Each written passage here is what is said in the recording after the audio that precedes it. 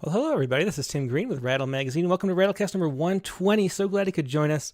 Today's guest is David Kirby. He'll be with us here in just a little bit, about 15 minutes. But before we begin, I should say that Rattle is a publication of the Rattle Foundation, a 501c3 nonprofit working to promote the practice of poetry. We just do this because we love poetry, and I know you do too. So please do click the like button and share. Make sure you're subscribed. Click the bell for notifications if they still do that. Leave us a review on iTunes or Spotify or whatever you can do. Find some way to tell the bosses over in Silicon Valley that you care about poetry and what we do here, and then they'll show it to more people, which is always what we're trying to do, is get more people enjoying and participating in the practice of poetry. And now we like to start with Poets Respond Live every week. And this week we have a special poem and two special guests. We have both Suzanne Smith and translator of the poem, Peter Midgley. And they're both on the line here for the first time. The first time we've had a conference call here on the Rattlecast. But let's talk to Suzanne first. But hey, how you guys both doing? And so to start, let's just explain a little bit about what the background of the poem was and what inspired you to write it. Tim, there's really a lot going on around the South African coast at the moment. I'm living in East London, which is a small city at the eastern coast of South Africa. And we have this huge company Shell that is at this moment as we speak entering the waters and on its way to East London and to the Wild Coast, which is quite a pristine area of the marine environment. They intend eventually to do some fracking, so they are on their way for explorations. And the further I read about it, the more emotional I actually felt about it, because they are going to do some seismic blasting, which means that 48 air cannons would be blasting every 10 seconds, 24/7 for 6 months. Oh my gosh, I didn't even realize. Like I sort of skimmed the article. That's not even a small thing. That is awful. And every blast, let's just make this clear, every blast is in excess of 200 decibels. Wow. I they can't say believe even they're doing 250. That. Wow. That's so much worse than I thought. I was imagining that the problem was that they would start drilling and having oil spills and in addition to the sounding, but wow. 6 months of that's so destructive to all the wildlife there. It's incredible, and from what I can read, it is not only just the mammals, the whales and the dolphins that's going to suffer from it. It is, the influence of those kind of sound waves would carry many sea miles, and the devastation would definitely be there. So many of the fish species rely on hearing and sound for navigation, for survival. Mm-hmm. And it is it's unthinkable what is being done. And the other thing, it's been sort of not shown in the press really. It was covered up a little bit. There was some kind of underhand thing going on with the government, and now they're on their way. They're already here. They are starting 1st of December. Yeah, that's incredible. Well, I hope that somehow there's some kind of, enough public pressure for some kind of injunction and they can legally stop it or something like that. Because that's just awful. And so you're sort of inspired to write this poem, which you posted first on your Facebook page, according to Peter. Is that right? That's right. Yes. It was written in a bit of anger, and usually I take a long time to polish my poems, but this time I actually just poured out my feelings and my anger and the frustration of, maybe just our voice as poets, and we as the voice of nature and of the sea creatures. that could reach somebody's ears. And of course, what happened with Peter picking it up and the translation. And so there has been quite a bit of a response, and I'm very grateful for that response. Yeah, well, the emotion of this poem just sings through it, and I'm so glad we could share it with people. Do you want to read it in the original language, and then we'll have Peter come and read it in English, and we'll talk to Peter a little bit after that. Thank you very much. So I'm reading it in Afrikaans, which is my mother tongue. The name of the poem is Hoe slaap jy, Ben van Beurden?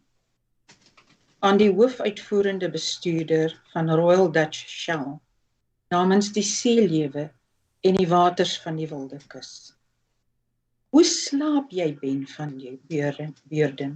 Hoe slaap jy in die haag, met die beels van sterwende walvisse wat deur jou drome blaas? Hoe kussen jy jou ore, Ben van Beurden, teen die herhoute van water, se priemende krete? Hoe voering jy met glansbrokaat en digte fluweel die aanslag van decibels, die kolkende, skeurende nagolwe van angs, die uitmekaar ruk van die nietigste ongewerveldes, van hompe walvis, van buike en vinne van dolfyne. Die ontploffing van hoormembrane, wat oor duisende seemyle tyd en plek en oorlewing moes navigeer. Die klikke, die gromme, die polse, die klappe van onderwatertaal. Hoe slaap jy, Ben? Hoe slaap jy in die koninklike Nederlandse Shell, in die arms van neokolonialisme? Jou olie bedruip die handpalms van Gwede en Travante. Jou mond blink by die feesmaal van koningsgarnale en kreef. Hoe slaap jy, Ben van Beurden? Hoe slaap jy? Hoe vou jy jou kinders toe? Hoe sis jy jou kleinkinders? Hoe lees jy vir hulle stories oor die aarde wat eens mooi was en heel voor jou? Hoe slaap jy? Hoe sit jy aan by jou eie tafel, Ben van Beurden, met die liggaampies van jou kinders netjies in voorarmpies en boutjies, in maagies en duitjies opgesny, verbros in 'n sousie? Dis immers jy, Ben van Beurden, wat die brood breek en eet. Suzanne, thanks so much for reading that. I always love listening to poems in the original language by the original author. It's just wonderful to hear the music of that and let the sounds kind of wash over you. Peter, do you want to take over and read the English version now? All right. How do you sleep, Ben van Beurden? How do you sleep, Ben van Beurden? How do you sleep in The Hague with the cries of dying whales blowing through your dreams? How do you cushion your ears, Ben van Beurden, against the piercing cries of water's heralds? How do you hem with glistening brocade and thick velvet the onslaught of decibels, the whirling, broken aftershocks of anxiety, the desiccation of the smallest invertebrates, of chunks of whale, of wombs of dolphins, the explosion of tympanic membranes that navigated survival across thousands of nautical miles, the clicks and growls, the pulses and the snaps of subaquatic tongues? How do you sleep, Ben van Beurden? In the Royal Dutch Shell, in the arms of neocolonialism, your oil basting the palms of Gwede and his cronies, your mouth glistening from the feast of giant shrimp and lobster. How do you sleep, Ben van Beurden? How do you sleep? How do you tuck your children in at night? How do you comfort your grandchildren? How do you read them stories about the earth that was beautiful once upon a time and whole before you? How do you sleep? How do you sit at your table, Ben van Beurden, with the bodies of your children neatly carved into forearms and rounds, thighs and silverside, doused in a delicate gravy? It is after all you, Ben van Beurden, who breaks the bread, who eats. Yeah, just a powerful, powerful poem. I'm so glad he could translate that. Peter, and share that with us, that you had the thought to do so. Do you want to explain a little bit about how you came upon the poem? And I think you do translations generally. So it's something that you usually do. So what was it that drew you to the poem and made you want to translate it so quickly that you could publish it on Poets Respond? Well, when I saw it, I knew I had to do it. First of all, Shell has a terrible reputation for its desecration of human rights and the natural world in Africa.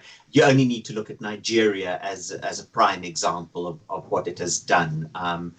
And this is not the first onslaught on the Wild Coast area by mining companies, by oil companies. This is a perpetual battle. So I felt I had to take it up, and it is the landscape of my youth. I grew up not too far inland from that area myself, and I know the affected area very, very well. So it just hit home, and I translate as a matter of course. Afrikaans is my parental tongue. I grew up in a bilingual household, so it just comes naturally to me when I read poems in other languages to translate them on the fly as I go. I love seeing what the words do when you push them through other languages to get to English.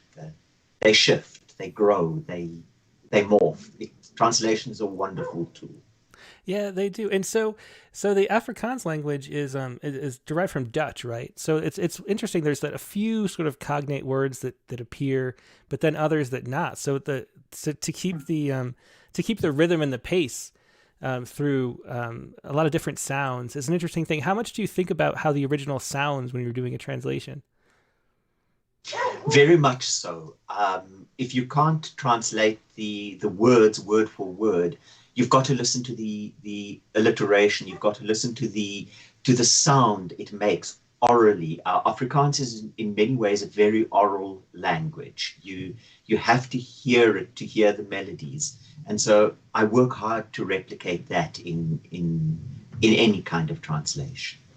Yeah, well, I'm so glad that you did. It was a great idea to send this, and it was just a highlight of my weekend to come across this poem.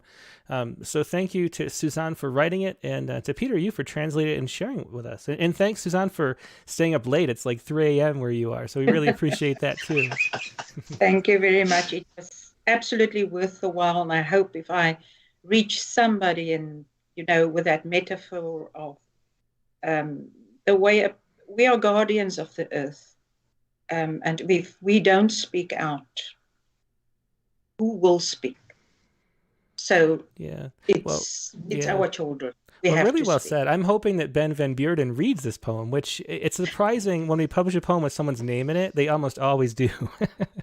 So we'll see. I mean, he probably won't say anything, but the odds are not that small, actually. Yeah.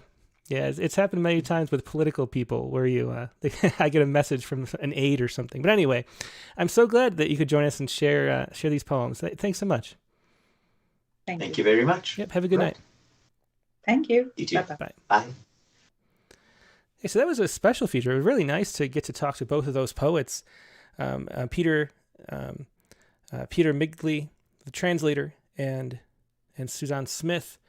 And now we're going to move to our featured guest for today. And as I mentioned, it's David Kirby. That's next week. This is David Kirby. And I'm going to put on a little bumper music, and we will be right back.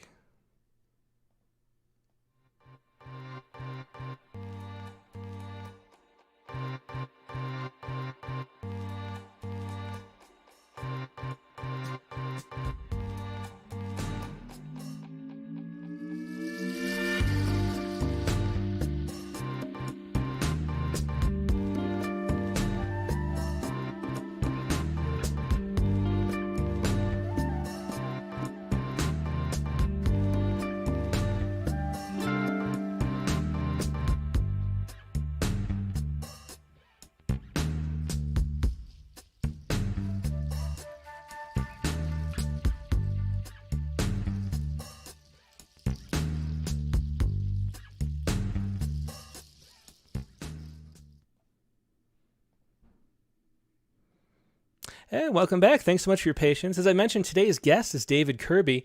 David is the Robert O. Lawton Distinguished Professor of English at Florida State University. He's received many honors for his work, including fellowships from the Guggenheim Foundation and the National Endowment for the Arts. And his work appears all over the place: Best American Poetry, Pushcart Prizes, including a poem in Rattle that was in one or the other, I can't remember which. Kirby is the author of numerous books, including Tin House on Boulevard Street, New and Selected Poems, which was a finalist for the 2007 National Book Award in Poetry. His Little Richard, The Birth of Rock and Roll, was named one of the Booklist's top 10 Black history nonfiction books of 2010, and the Times Literary Supplement called it a hymn of praise to the emancipated power of nonsense. I love that description. His most recent books are Help Me Information, which we have right here, and The Knowledge, Where Poems Come From and How to Write Them, which is also right here. And here he is, David Kirby. Hello, David. How you doing? Oh, hello there, Tim. Thanks for having me on. Hello, everybody out there in Rattle Land. Yeah, it's such a pleasure to have you on. I mean, I've just loved your work for so long, and I'm so glad you could join us. I love Rattle. I tell you, it's the only one I recommend to my students. You know, there's so many different poetry services, magazines out there, and I just say go to Rattle, man. That's the one. You know, if you've got a gold mine, don't go start looking for a tin mine or a NTF mine or any other kind. Just start digging. Well, I really appreciate the shout out you gave to Rattle in the intro to The Knowledge, which I have to say, yeah. I love this book so much. We'll talk about it a little more later. But let's start out with a poem. I think you want to read I Wish I Were a Cannibal first, which is a good way to kick off any program. I don't know why not, unless this will clear out the audience. If they're afraid of being gobbled up, they can head for the door. But actually, I intend for them to like that experience. I wish I were a cannibal, because if I were a cannibal, I could cook you and put you on a plate and eat you up. But I'd be a magical cannibal, so you'd come back tomorrow and I'd prepare you in a new way and eat you up all over again. Or wait, not a magic cannibal, but a cannibal who lives on a magic island where people who are crazy about each other just keep devouring the other person every day and then do it again and again and again. Today, I think I'd like to roll you gently in flour, then dip you in an egg wash and some breadcrumbs and slide you into a skillet in which I've melted butter and olive oil and cook you for 3 minutes on one side and 2 on the other, and put a slice of cheese on you and stick you in the oven just long enough to melt the cheese. I'd like to make a carrot souffle out of you, or a sandwich, but not just any sandwich. One of those jumbo hot dogs the Chileans call a completo, and for good reason, because it's slathered in tomato and pickle and guacamole and mayonnaise and sauerkraut and whatever else you want to put on it. A completo has to have a lot of toppings on it, or else it's not completo. Or a Primanti Brothers sandwich from the famed Pittsburgh deli of that name, that consists of capicola and provolone topped with French fries and coleslaw and tomato slices on sourdough. Oh, wait, I know, the Monte Cristo, which is truly the Cadillac of sandwiches, in that you make it by putting turkey and ham on Dijon-coated white bread, which you coat with a well-beaten egg and cook until brown on both sides, and then sprinkle with powdered sugar and serve with red currant jelly alongside for dipping, though you'd be delicious dipped in anything. I'm certainly not going to turn you into a strawberry pretzel salad. It's not even a salad, though also delicious. I'd like to smother you, by which I mean not put a pillow over your face, but first make a roux out of flour and vegetable oil the way they do in Cajun country, and add onion and celery and garlic and chicken broth, and then immerse you and cook you on the lowest heat possible until you emerge tender. Listen to me. How could you possibly be more tender than you are now? Or sweeter? Notice that I haven't mentioned dessert. Why would I? You're sweeter than 10 desserts, 100. If I ate you and dessert both, I couldn't eat anything for the next 3 days except insulin lollipops.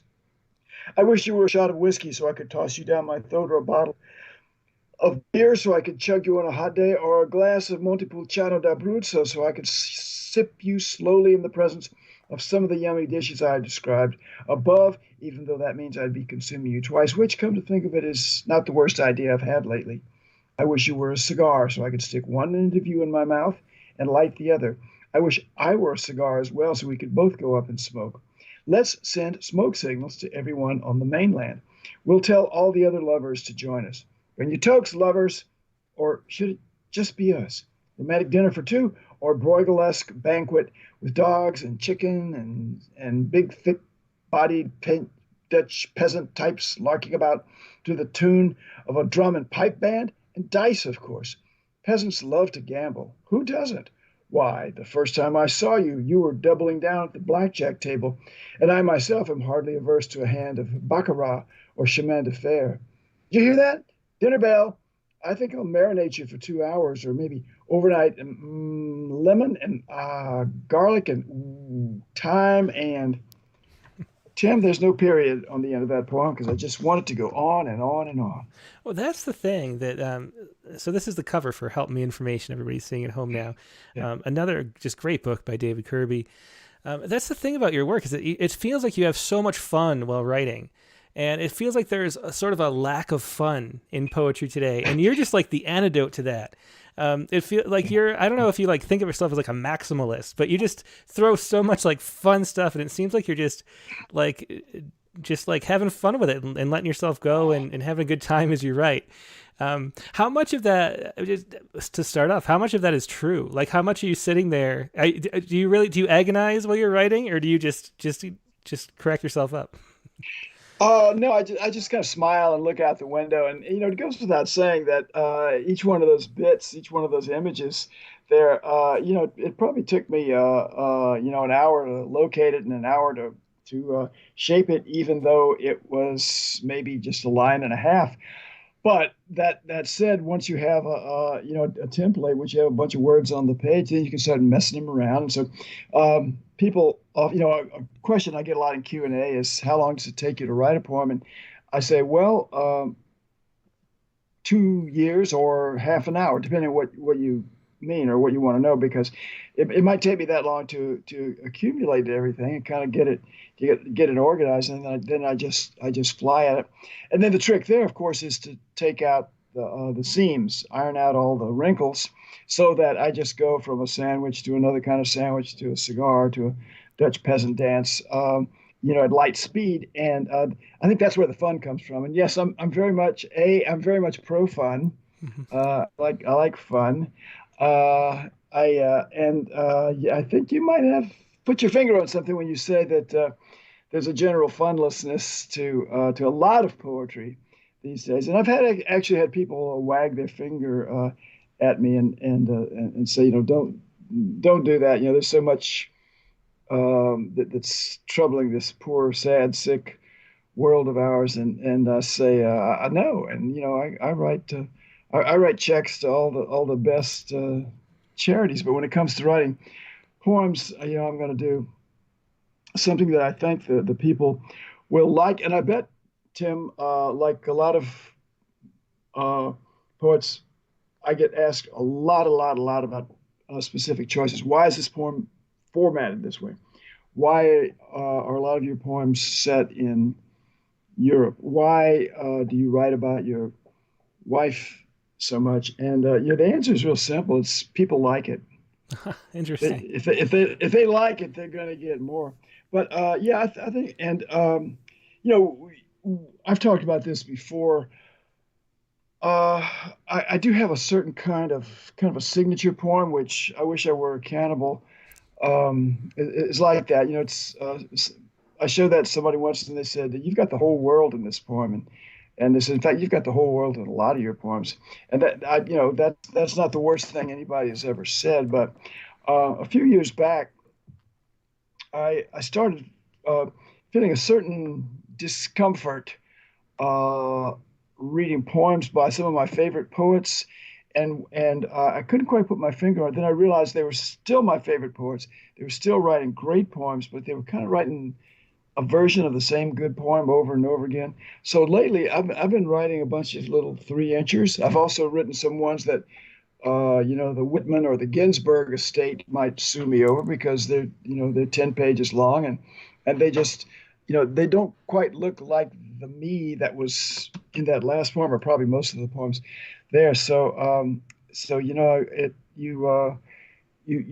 run out of gas if you just keep doing the same thing. So I'm trying to shake it up a little bit. Mm-hmm. Well, that's interesting to hear. Let's talk a little about The Knowledge. I'll put it on the screen so people at home can see this book. This is David Kirby, The Knowledge. It is a big, thick book where poems come from and how to write them. It's from Flip Learning .com is the place you can find it. You can find it on Amazon and all that stuff. And I have to say, it is just it's a sort of an audacious title to call something The Knowledge. but I had to say though, it fulfills itself. I have that in my biography. Yeah, I have that in my biography now, because you have to, when you get a poem in a magazine, people say, "What are your latest publications?" And I always say a book of poems called Help Me Information, and a textbook modestly entitled The Knowledge, Where Poems Come From and how to find them. And I hope that irritates people enough that they say, well, let's see what this vainglorious idiot is up to, and they tear into it, and they find out that there's a rather specific reference, which is I was in London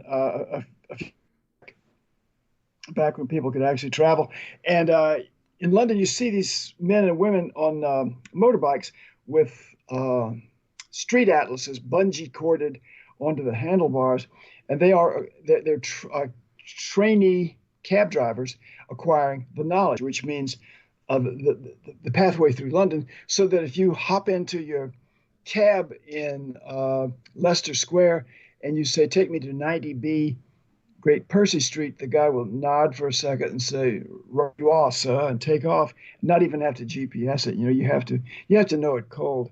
So really, it's a kind of a geographical guide to the landscape of poetry. And yeah, I'm glad you find some good things. It contains every damn thing I know about the art and science of poetry writing. That's for sure. Yeah, well, it's always interested me how poets seem to there does seem to be a knowledge. Like different poets talk about it in different ways, but there's a lot in common about the ways that poems are created. And it feels like it does contain, like if someone were to want to find a book that substitutes like a writing program, it feels like this book could actually do that, which is really impressive. And there's so many just great pieces of advice too. Like I love the formula for a poem that you make, which is beginning B plus T equals P. Yeah. Right, yeah. Beginning plus time equals poem, and then you go time squared equals better poem, and I think that's just funny how it works, and it's true. Yeah. Flip Learning is a company that only publishes textbooks by people who have won undergraduate teaching awards, and I've got a couple of those. So it really is intended to be. Hey, if you're out there, make it a class assignment. I need the money, but I want individuals to buy it, and I want them to think of it as a kind of desert island textbook. I'll tell you, Tim. Flip Learning contacted me in the summer of last summer, in late April actually, and they said, "Well, this is what we do. We'd like you to write a textbook." And I said, "Oh, I don't know. I don't know that would really boost my career at this point. It's a lot of work and so forth." And so they said, "Oh, that's too bad, because we were going to give you this big advance, and we're going to pay you some pretty generous royalties." And I said, "Oh, you know what? I do think I have a textbook in me, actually." And I kid you not, Tim, I wrote this 444-page book in about 6 weeks, because when I got off the phone with the Flip Learning guy, I put my chin on my, like Rodin's thinker, and I realized, man, you've got decades and decades of prompts, syllabi, inspirational speeches, exercise sheets you've passed out to class. So again, it was kind of like I wrote a 444-page book, kind of like the way I might write a 44-line poem, which is just and the thing is, this was actually kind of easier because I had all the material accumulated, and I just stitched it together. So it really does have a kind of I hope it has a classroom sound, because it did really come out of me up there in my faded blue jeans and my Metallica T-shirt, shaking my fist at students and saying, "This is how you write a sestina." It's really pedagogical that way, classroom driven. Yeah, and just the voice and the humor as you go through, it feels like we're talking to you too at the same time. It's just a great read, so I can't recommend it enough. But we'll talk about more topics within there, but let's hear another poem. So keep the poems coming too. Oh, okay. And since you've deceived the audience by telling them what a funny guy I am. I want to read a poem that is there's a kind of I don't know about you, but I kind of keep sort of an inventory of maybe 6 or 7 poem types that I write. So I'll say, oh, I've written, uh, my wife Barbara, who's a transcendent American poet herself, Barbara Hamby, um, does poetry and fiction, and the kind of poem like "I Wish I Were a Cannibal." She calls that a Dave Kirby poem. Shorter one she calls Jack Gilbert poems for obvious reasons. And this is a kind of called big opera poem, and I think it'll tell you why. It's a poem called "Europeans Wrapping Knickknacks." It's on page 21 of your copy of Help Me Information. And what happened was, well, 3 things. I know you know that a lot of these poems are braids, and I take different subject matters and braid them together. And you've got my formula down. B plus T equals P. Beginning, which is always small, plus time equals poem. My beginning here was watching people in a store. Barbara had bought a Christmas, I think she bought a Christmas ornament in maybe Florence or Venice, very delicate thing. And they were wrapping and adding all this, tissue and God knows what. And I thought, I got to make something out of that process, which is pretty artistic. And so that was one element. Henry James wrote a very snooty article about the cultural insufficiency of the U.S. and how Europe is so much classier in that way. And so that was kind of floating out there. And then I read an article that contains an amazing story you're about to hear in the New York Times about a young woman's marriage. So it goes like this. Europeans wrapping knickknacks. So meticulous, aren't they? They take such care that I am ashamed for my country, that impatient farm boy, that factory hand with the sausage fingers. First, there's the fragile object itself, vase, jewel, ornament, then tissue, stiff paper, bubble wrap, tissue again, tape, a beautiful bag made for something more like gift wrap than the stern brown stuff we use here in the States. And then the actual carry bag that has a little string handle, but which is in many ways the loveliest part of the package, except for the object you can barely remember. It's been so long since you've seen it. In America, we just drop your trinket in a sack and hand it to you. Oh, that's right. We have cars in this country, whereas Stefano or Natalie has to elbow his or her way down a crowded street and take the bus or subway. You get in the car, put the bag on the seat next to you, and off you go back to your bungalow in Centralia or Eau Claire. Of course, this doesn't mean you're culturally inferior to Jacques or Magdalena, just because, as Henry James said in his essay on Hawthorne, we have no sovereign in our country, no court, no aristocracy, no high church, no palaces or castles or manors, no thatched cottages, no ivied ruins. No, we just do things differently here. Whereas Pedro and Ilsa take the tram or trolley, you have your car, and now you're on your way home to Sheboygan or Dearborn, probably daydreaming as you turn the wheel, no more aware of your surroundings than 53-year-old Michael Stepien was in 2006 when he was walking home after work in Pittsburgh, which is when a teenager robbed him and shot him in the head. And as Mr. Stepien lay dying, his family decided to accept the inevitable, said his daughter, Jenny, and donate his heart to one Arthur Thomas of Lawrenceville, New Jersey, who was within days of dying. That's one thing you can say about life in the U.S. We have great medicine. Mr. Thomas recovered nicely after the transplant, and he and the Stepians kept in touch, swapping holiday cards and flowers on birthdays. And then Jenny Stepien gets engaged to be married and thinks, who will walk me down the aisle? No cathedrals in America, says Henry James, no abbeys, no little Norman churches, no Oxford, or Eton or Harrow, no sporting class, no Epsom, nor Ascot. Some such list as that might be drawn up of the absent things in American life, says Henry James, the effect of which upon an English or a French imagination would probably, as a general thing, be appalling. It gets worse. James then says the natural effect, in the almost lurid light of such an indictment, would be that if these things are left out, everything is left out. But then the American knows that a good deal remains. What is it that remains? That is his secret. As the wedding approaches, Jenny Stepien thinks, book the venue? Check. Order the cake? Got it. And then she thinks it would be incredible to have her father there one way or another. So she writes Mr. Thomas, who says, yes, of course, he'll be happy to walk her down the aisle. Though when he says he's afraid his emotions might get the better of him, Jenny tells him hers might too, but not to worry, because I'll be right there with you. When they finally meet, Arthur Thomas suggests that Jenny grip his wrist where the pulse is strongest. I thought that would be the best way for her to feel close to her dad, he says. That's her father's heart beating. At the wedding, Jenny is photographed with her hand on Arthur's chest. They dance together, the guests mingle, the two families vow to meet up somewhere down the road. Jenny and her husband start their new life together, and Arthur Thomas returns to his home in Lawrenceville.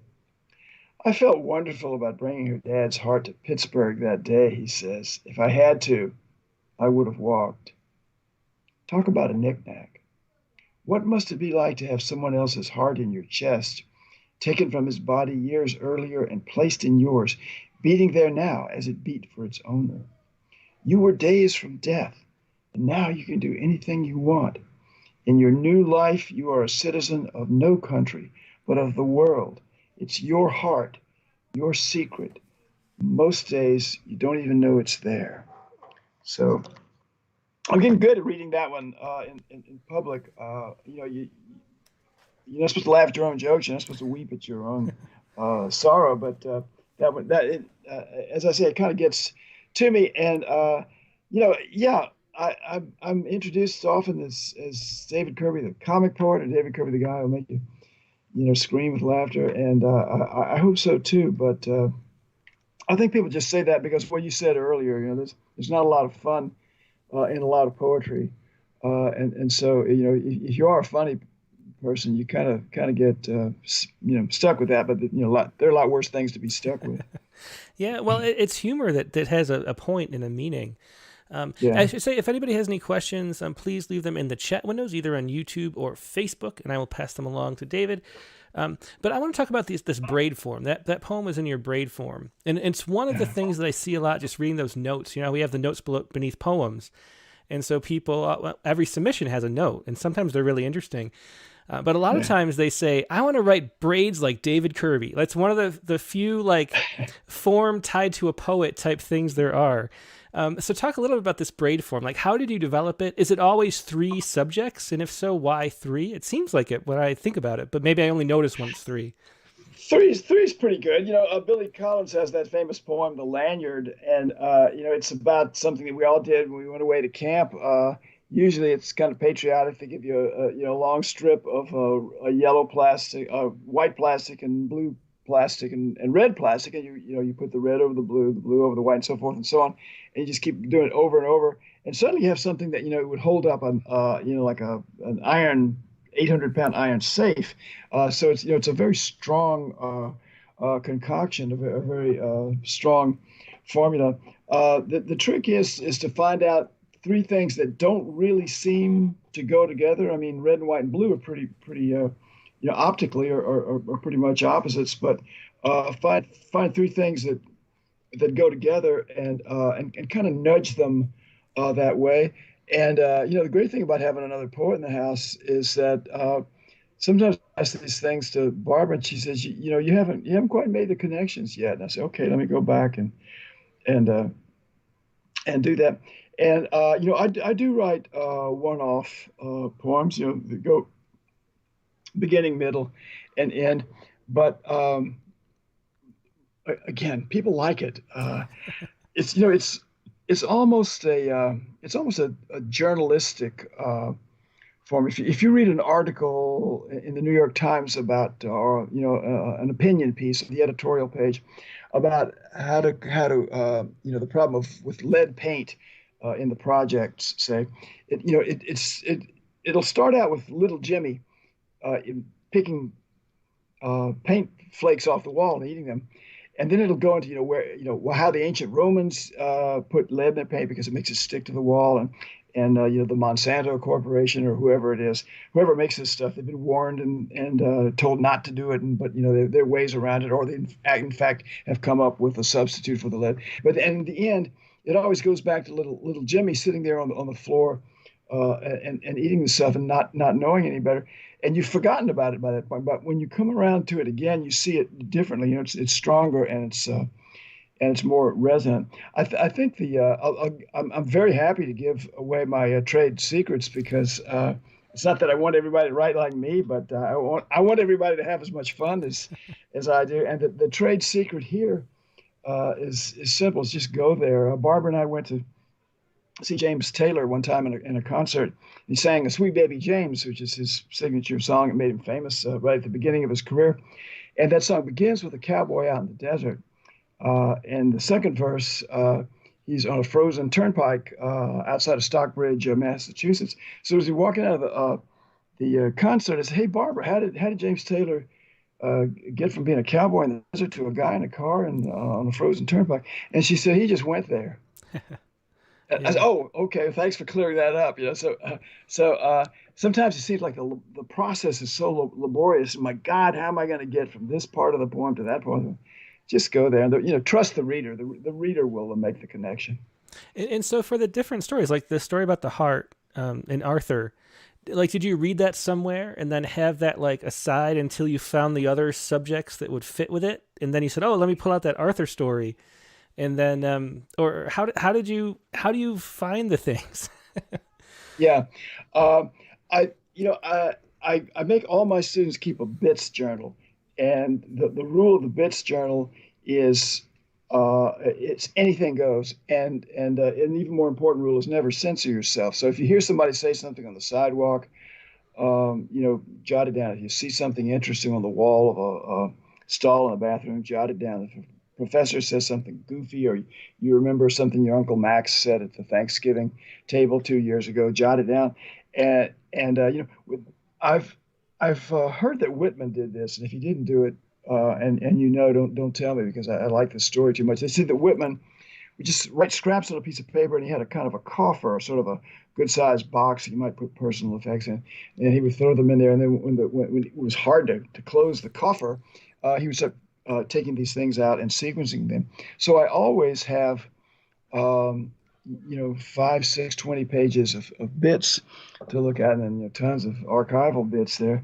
And then when I see something that really is got a lot of voltage, like that story that was in the New York Times about the woman having her father, and there's a picture of her in her bridal dress with her hand on Mr. Thomas's chest. It'll just it would make executioners and pirates weep. It's just so moving and so touching.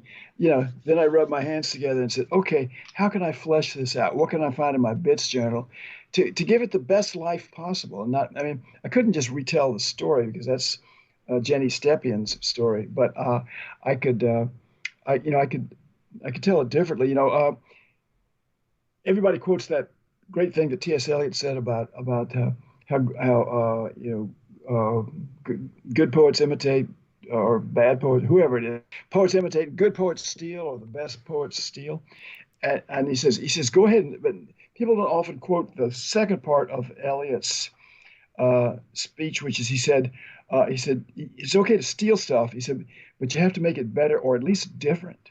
Mm-hmm. And that really takes the pressure off. If somebody else has a good story, it's yours. You just have to make something. You just have to change it. You have to make it different.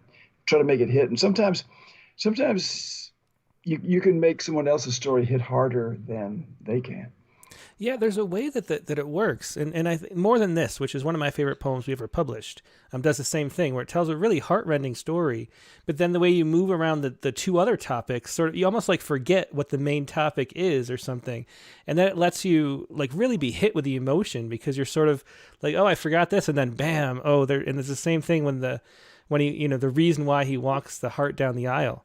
It's just Wow. It's just so moving, and there's a way that it sort of I don't know, like it slips past your defenses that you don't want to have like a strong reaction almost to a story. You know, there's something like, Yeah, I don't know, like that we resist that a little bit, and it just sort right. of sneaks under that and hits us really hard. They're just Yeah, some of the most, you know, we do mention that you have a lot of humor in your writing, but it's that heart pulling stuff that like comes out from underneath it that's really the central aspect in a lot of the times.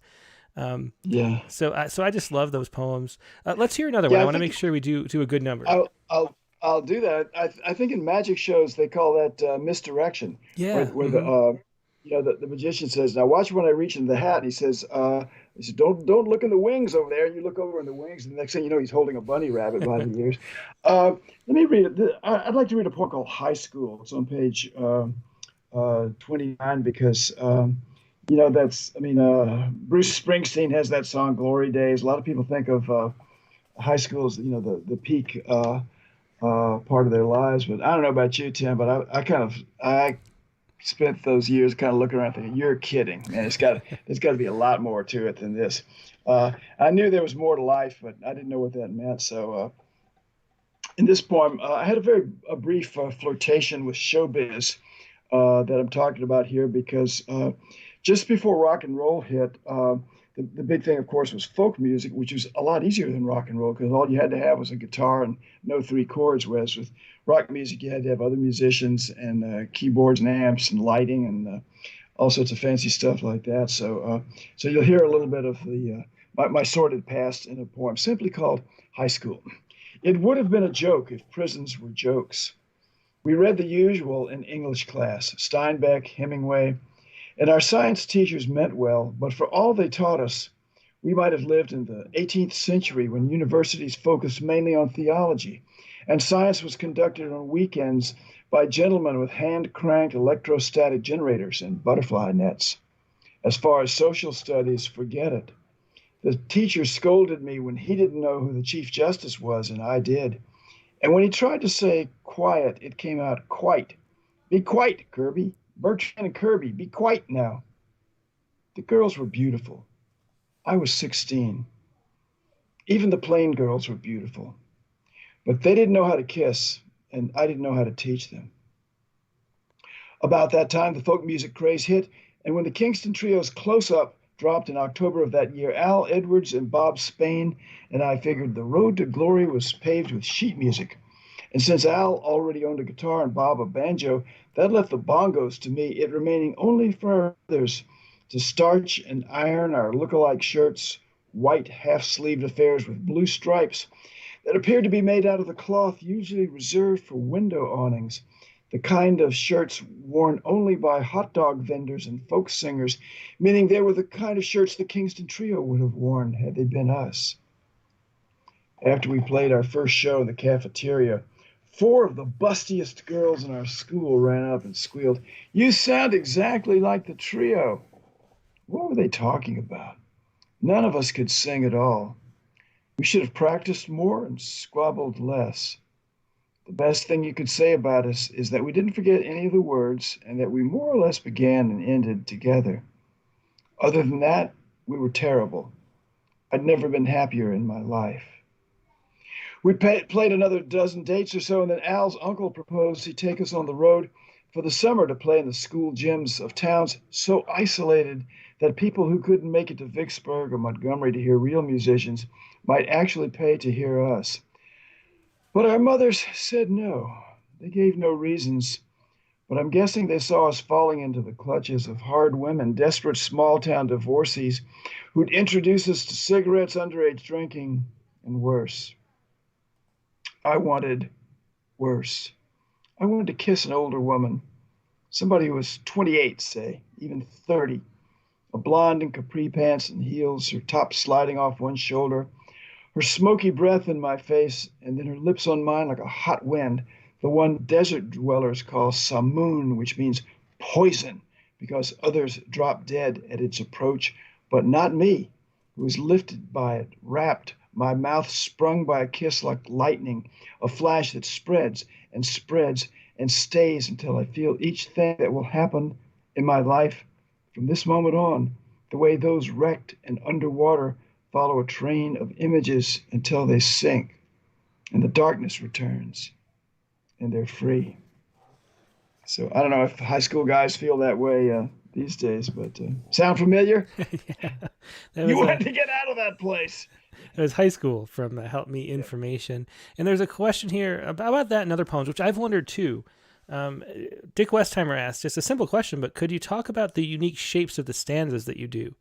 Because they different poems have different structures like this poem does. I'll put it back on screen for everybody.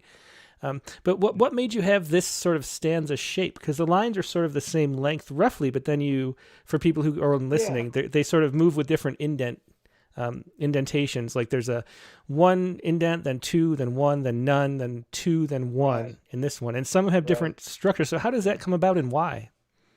Well, it's time to enter Professor Kirby's term-long seminar on the form formats, but I'll try to keep it short. One thing is I've always loved long sentences in poems, and I've never wanted to give the reader an even break. And I figure if I don't just keep going, they might go make a tuna sandwich or turn on the TV. So I figure that they at least have the courtesy to wait for a period.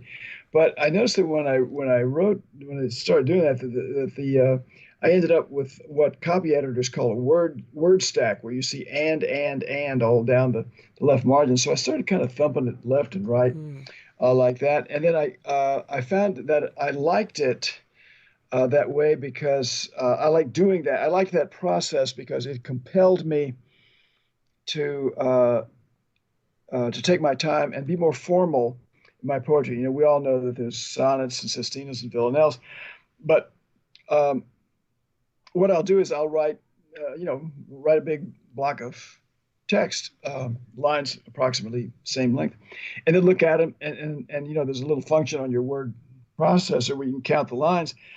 And I hit that, and it says, you've got 59 lines. So I say, okay. Let me add a line, and then that'll make it 60. And then I can make it 5 12-line stanzas, 6 10-line stanzas, 10 sixes, 12 fives, 32 lines. Or I can keep it one big long stanza. Or let me take away 3 lines and make it 57 lines. I can do 9 sixes or 6 nines or whatever. And then I have to start weighing the parts of the poem. Say, okay, this part is underdeveloped. That's where I'm going to add the line. Or this part is overdeveloped. That's where I'm going to cut it. And then suddenly I'll see there's a line that's like going off the page. Okay, that line's too long. I need to cut it back. Or a line is too short. It's better tap this out. And obviously I don't do it just for look. I mean, I wouldn't lengthen the line just to make it look longer, but I'm going to lengthen. I say here's an opportunity to provide more content. So just the way people write sonnets, they don't write 13 or 15 lines, and they get their A-B rhyme scheme going, and they do their iams, stuff like that. It's a way for me to impose form. My poem. Somebody wrote a grandiose essay once, and they said Kirby's lines work like pendulums, and they swing back and forth and keep taking you back to the center. I'll buy that as well. Yeah, that sounds good. It's interesting though, that a self-constraint that helps you make decisions. I that wouldn't have been my guess. So that's interesting. The high school poem made me wonder just about how you came into poetry. I'm always curious about that question. Do you remember like the first sort of poem you fell in love with, or how old you were, or what the first poem you wrote that mattered to you, or anything like that?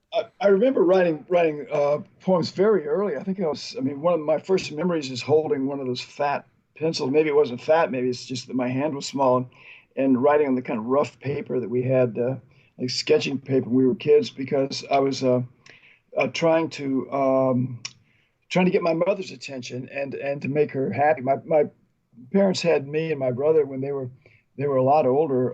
They were well into their 40s when they had me, and then I had one older brother. So I was the little guy who was kind of always say, "Hey, look at me over here." So I guess like a lot of pop musicians, my first audience was my mom, and I wanted to make her happy and put a smile on her face. I mean, she had to work hard, and she had some things to overcome, and so I think that's where I wanted to say, okay, this this is a poem. These aren't my sensitive feelings. This is entertainment. This is showbiz.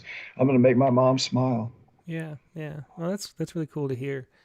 In the book, going back to the knowledge, you just cover so many things. You really do. There's neuroscience in there, which I love. That the different, the bifurcated brain and the different layers, and the Vedic voice. One of the provocative things you say early on is that there's a good kind of poem and a bad kind of poem. Can you sort of explain how you would define that? It's you can break it down, but it either gets under your skin or it doesn't. I think the poet has to come across as intelligent but engaging. Saul Bellow, the novelist, once said, if you have a smart neighbor, you can save money on your psychiatry bills, because you just go out there and he puts his elbows in the fence. You just talk to him, and 15 minutes later, he says, "Hey, I feel pretty good about life." I talk a lot about voice in the knowledge, and how you want to have a voice that people. I don't want to say they have to listen to, because that sounds like you're compelling them to do something, but. I mean, think of great actors. Think of somebody like Alan Rickman, who's the terrorist in Die Hard, the Bruce Willis movie. He has this low rumbling voice. When you hear him, or when you hear Sean Connery or Darth Vader or Porky Pig or Mae West or Elmer Fudd, you see, that's a really. I want to listen to that a little bit more. That's not like the generic monotone voice. So I think if you have a good voice. If you have an appealing voice, you can probably get away with anything. You can probably read, back when we used to have phone books, we could say you could read the first 10 pages of the phone book. Whereas if somebody has a voice that's that just grates on your ears, they could be saying the most wonderful stuff in the world, and you're just not hearing it. Well, let's try to do 2 more poems. Maybe we'll read 1 more poem and then a little more talk and then another poem to make sure we get 2 more in. What do you want to read next? Yes, sir.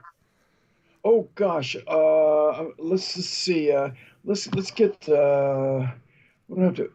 I'll read bad poetry reading, because we're talking about bad poetry here. Maybe this will help me answer that last question. You're going to find out on page 99 of the book. What happened was we have a poetry series in town. It's always 8:00, always always the same place, always free. And I often go with a friend of mine named Morris, who's a retired pastor, who's very interested in cultural events of all kind. And he and I were sitting there, and there was a famous poet, Tim, somebody whose name you would recognize, maybe who's been in Rattle, was giving a reading, and he didn't set his poems up. He kind of droned them. Nobody really knew what he was doing. And so Morris, my friend, said, "David, is there a book I could read to help me with this?" The bad poetry reading. Morris, it's not your fault you didn't like it. It's the poem's fault, and the poet's. The poems were bad, and he shouldn't have read them. Here's why. Every time you give a talk or teach a class or play a guitar in public or stage a play, there are always going to be several different kinds of people in your audience. And if it's a poetry reading, there will be young people who have never heard poetry read aloud and are there only because their teacher has made attendance a course requirement, which makes this your chance to pull them like fish out of the gray lake they've been swimming in and release them into a sunlit sea. Then there'll be people who've been to hundreds of readings, their eyes in a fine frenzy rolling from stage to audience, audience to stage, but also someone who may hear poetry for the last time tonight, an older person or a young fit one who's about to have an aneurysm explode like a bomb in her brain, or most likely of all, someone like you or me driving home when the reading's over and coming to a two-way stop, only the other driver doesn't.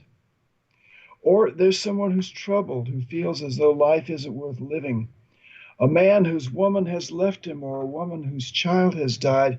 It seemed okay when it was born, and then it died, and its mother joined the countless women to whom the same thing has happened, who knew what had happened yet couldn't keep from telling themselves that it hadn't, the way Mary Shelley did when she gave birth to a baby girl, and after the child dies, Mary Shelley writes in her journal, dreamed that my little baby came to life again, that it had only been cold and we rubbed it before the fire and it lived. Say there's a woman in your audience tonight who's had that same experience. Are you going to read her a poem about a shadow that chases another shadow through an interior monologue, though no one knows whether the second shadow is the same as the first or another shadow altogether, and it all takes place under ice? No, you're not.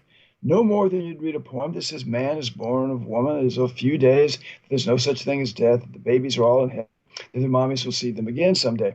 Instead, you're going to read something that is, I don't know, earthy, almost primitive, a poem that comforts precisely because it's not trying to, one that focuses on the moment yet glances at everything that surrounds it, perhaps a funny poem with a dark heart, or a sad one that provokes belly-shaking laughter, or a poem that tells a wonderful story even though it contains chewy little nuggets that are indifferent, even hostile to story. You're going to write an elemental poem, one that has 3 dimensions. You can try for more, as some people do, but you'll probably end up with none. And after you've written that poem, you're going to try it out on somebody. And they're going to like it because you have written the poem that has the power to comfort that grieving mother, console the lonely, give the hopeless hope. And you can read that poem tonight. Or you can read a bad poem, or more than one bad poem. What will you do? What will you do, poets? Read the good stuff, damn you. It is great advice. That was the bad poetry reading from David Kirby's newest book, Help Me Information. Tim, do I say this? I don't know whether I say it in the knowledge. I was looking at something today and thought it was pretty smart. And I said, who said that? And I said, oh, I did. What I said was that a poem either sends you a bill or it writes you a check. And, when I read a rattle poem, I say, okay, I just got a check for $11 or, $68 or something like that. And there are a lot of poems that I see elsewhere, and I think, oh, damn it, I got to pay a bill here. This one's going to cost me.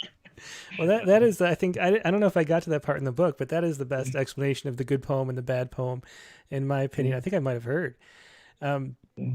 So there's just so much in this book. I want to talk about more things from the book. There's the problem too, lately, which you point out in the book, of didactic poetry based on theory, which we seem to be overwhelmed by. And how do you avoid that? Like, how do you write about important topics without putting your own sort of, imposition on top of it to make us think what you think we should think, to prove that we're all thinking the right thing, or however that goes? Yeah, I say, trust the image, and start with the image. And out of the image will come, what will naturally come out. Sometimes it'll be very topical. Sometimes it'll be political. Sometimes it'll be timeless. What do you know? Sometimes it'll be funny. Give you a quick example. I was a couple of years ago. I was reading Lewis and Clark's journals, and just screaming with laughter because those guys couldn't spell anything. I mean, I think it was Clark. He said, "At last we have seen the ocean. The ocean we have always sought. My men are overjoyed to see the ocean." He spells ocean three different ways in one sentence. One time he says Octian. I mean, you wouldn't even know ocean except for. So I think I got to write a poem about what lousy spellers Lewis and Clark were. But then, of course, I got into the fact that they had this marvelous journey, seeking a waterway to the Pacific Ocean, which they didn't find because it didn't exist.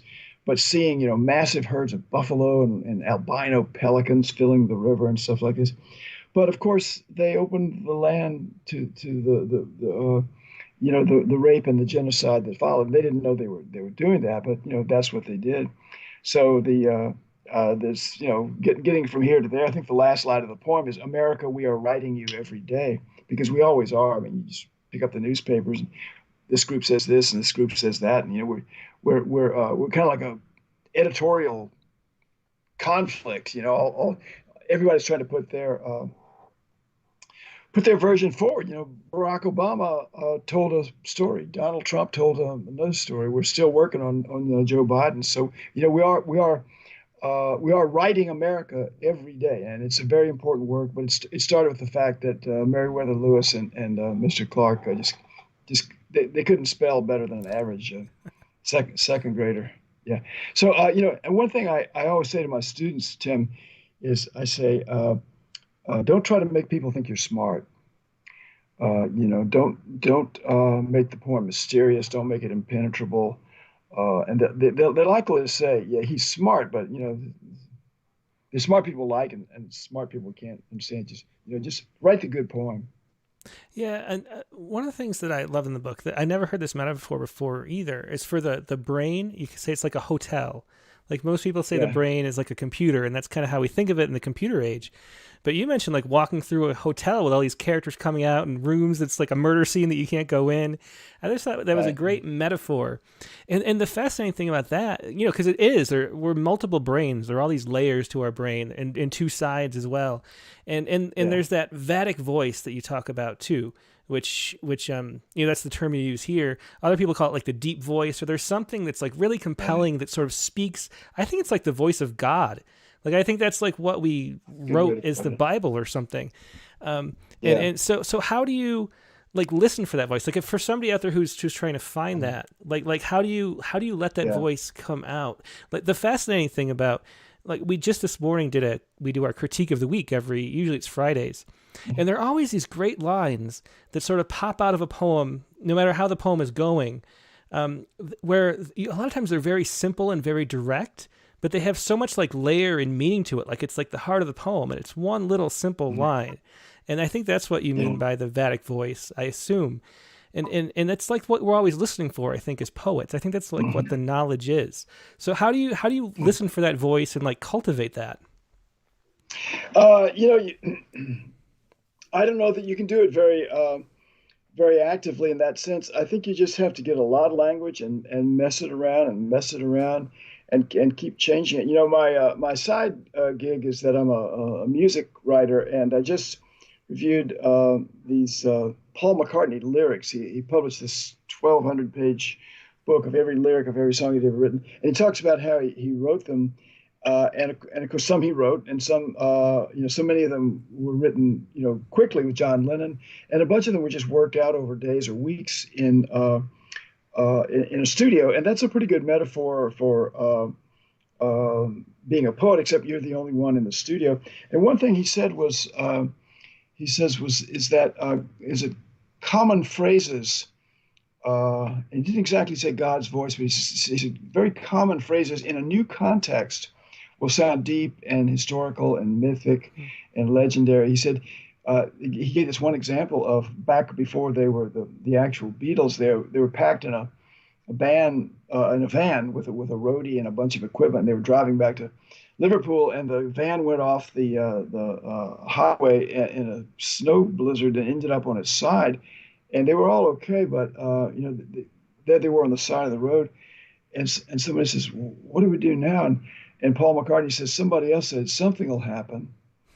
So he didn't say "to thine own self be true," or "to be," or "not to be," or "equals MC Squeeze." He said, "Something will happen," and everybody said, "Oh, okay." And they all felt better, and sure enough, it did. A truck came along and brought them back to Liverpool. But, if I just called you up and said, "Hey, Tim, something will happen," you'll say, well, "Why are you waking me up from my nap?" But, in a context of a horrific story like that, it does kind of sound like Moses on the mountain, giving you exactly the information you need. But, and that, of course, was an accident. And I'm talking about artistic accidents, just messing it around till it sounds right in your ear, and then show it to somebody else. Yeah, it's so interesting that you bring up the Beatles, because I was thinking that as you describe your practice and how you go about writing a poem, because I don't know if it was a documentary or a talk I saw, something about how the Beatles composed songs, like later in their career when they got really creative. It was because they just had like different snippets that they braided together, really, like Paul would write one, thing, and then they'd, write some lyrics and it wouldn't even fit, but they'd put it together anyway. Yeah. And then this sort of magic came out, and that's kind of what the Beatles are, at least from this one talk I heard. Yeah. And another thing that they didn't, and Paul talks about this in the book, it's kind of a secret to longevity, and it's what I'm trying to do by changing up my poem style from time to time. he said, you get tired of being Paul McCartney. So every once in a while, they said, well, I'm going to write a Ray Charles song.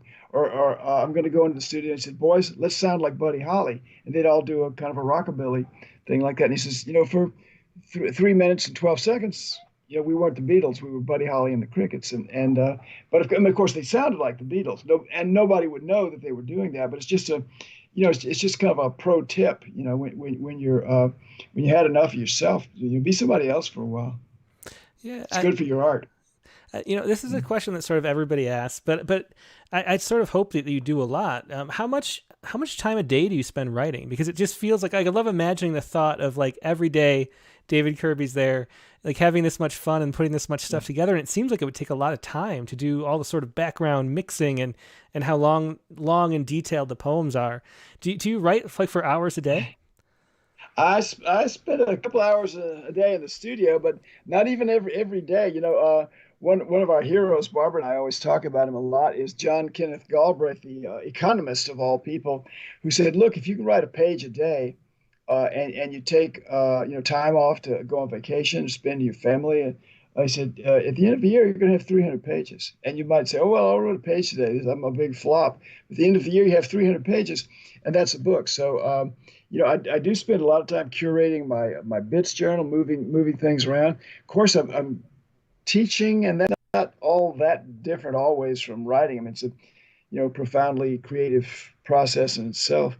And then working on the pieces about music. I can't play it. I'm not a musician, but I love the typewriter is my instrument. But it's more just like brick on brick with lots of mortar. I mean, you drive down Ventura Boulevard. I think you'll see some tall buildings, but they're like Rome, Tim. They weren't built in a day. Just steady application, I think, and loving what you do. Mm-hmm. Well, that's great to hear. Let's hear one last poem to close out this segment. Let's do, and I'm going to read a poem. This is so I don't go on forever. I'm going to read a shorter one. It's called Locomotion, which is, I hope everybody, whether or not they buy my two fabulous books and subscribe to Rattle, I hope they go on YouTube when we're done here and bring up little Eva singing her timeless dance tune, The Locomotion. And that this song is about that poem, but it's also, part of my job is to help young people get through the hard part of their lives. And the student did come.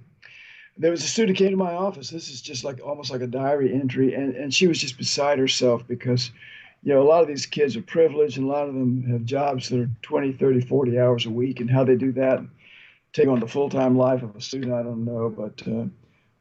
But she was doing it, and she was talking about her bad job. So I was telling her a story about my bad job. And when I finished the talk with her, she went away. I said, that's a poem. So I wrote it down this way: The Locomotion. Student's so tired she's weepy. I just got off a double shift, she says. And I tell her not to worry, that we've all had terrible jobs, but things turn out okay. And then I tell her about my worst job ever, which was building roads in Claiborne Parish that summer. The sun itself hot enough, the tar puddling around our boots like lava leaked from Dante's hell. Jules LeBlanc and I bunked together and drove back to Baton Rouge on the weekends to do laundry and eat our mother's cooking. But on our last day before we went off to college, we stopped at a roadhouse and emptied can after can of Busch beer, the white mountains of the logo holding out their snowy promise. Somehow we made our way down Essen Lane, and when we stopped at the first light and little Eva's Locomotion came on, Jules cranked the volume knob, whipped his hard hat into the woods, stepped to the car behind us, dragged out the driver and his wife, and said, "Okay, dance." Pope Leo X said, "Since God has given us the papacy, let us enjoy it." I felt the same way about rock and roll. It gave me somebodyness, to use Dr. King's word. As the song spooled out into the night, we shook and shimmied, the two old-timers and the two young idiots. And then I looked over my shoulder and said, Jules, your truck's rolling. And we took off down Esmond Lane, but just before Jules jumped through his door and I through mine, I turned to check on the old folks. Were they okay? Asks my student. The light hadn't changed, I say. His arm was around her waist. His other hand was in hers. They were still dancing. Yeah, it's a beautiful poem and just a wonderful book, as all your books are. That's helped me information. That was the locomotion from that book. David, thanks so much. It's such a pleasure talking to you. And, the viewers at home get to spend an hour with you, but I get to spend like all day because I get to read these books, which I just love. And it makes me, want to write more than I do and take more time to do that and to read more for pleasure. Yeah. And so I appreciate it so much. Tim, you're so well informed and you're such an enthusiast for poetry. It's just a joy to talk to you. And I want to thank you for doing everything you can to keep that big poetry disco ball spinning. Well, it's definitely all my pleasure. Thanks, David. Have a great night. Thank you. Bye-bye. Bye. Yes, that was David Kirby with, once again, his most recent book is Help Me Information, which you can find from LSU Press. There it is, right there. And then the book, which I really recommend. This is especially a book for, somebody who wants to learn all those things that you would learn maybe in a MFA type program from a great teacher. You sort of get to have an MFA with David Kirby from this book, the knowledge where poems come from and how to write them. And that is from Flip Learning. And of course, if there are any teachers in the audience, it is the way, not many people know this, but it is the way that poets make the most money and get the most sort of movement on their stuff is when books are assigned in class, whether it's an individual poetry book like Help Me Information or a textbook like The Knowledge. That's where most sales come from. So if you're a publisher, that's what you look for doing. So hope you pick those up, and you can find more at davidkirby.com. Hopefully. I think the link wasn't working today when I checked. If you don't find it there, you can just Google David Kirby, and there's a whole bunch of stuff all over the place because he's got 35 books, plus this textbook and a whole lot of other things. He's just a wonderful poet, and so glad we could have him today. Now, we're going to take a quick break and do the open lines. Let me show you how the open lines work before we do. So first thing, email the poem if you haven't yet to openmic, that's openmic at rattle.com, so I have it and can share it on screen like I was doing with David's poems as he read them. And then you can choose one or the other, either call in over Skype, send me a chat message over Skype, I should say, at Rattle Poetry, all one word, Rattle Poetry. Just send me a chat message, say hi, you'd like to share a poem, and then that'll get me on the list, and I'll call you when it's your turn. The other option is to just do it by traditional phone. The number is 818-850-7727. Just let it ring a few times, then hang up. And once again, I will call you back within about an hour when it's your turn. And now let me take a little break and stretch a little bit, and I will be right back.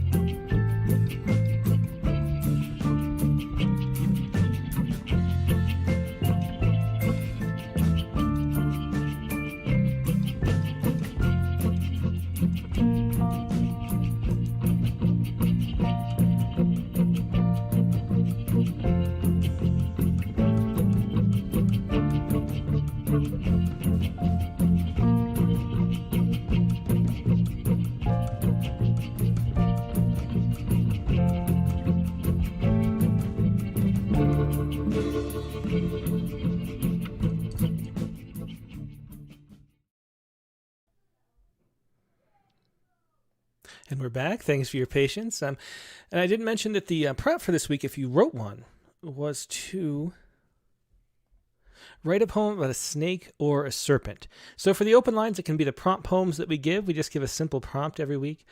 It can also be Poets Respond poems about current events. It can just be a poem you published recently and want to share, and we can show the link and where it's actually published online, if that's the case. Whatever you'd like to do, feel free to share whatever you'd like. And we have some first-time callers. We have Andrew Dillon, I see. I see a 9, Carolyn Codd there. Tanvi Joseph, Let's see.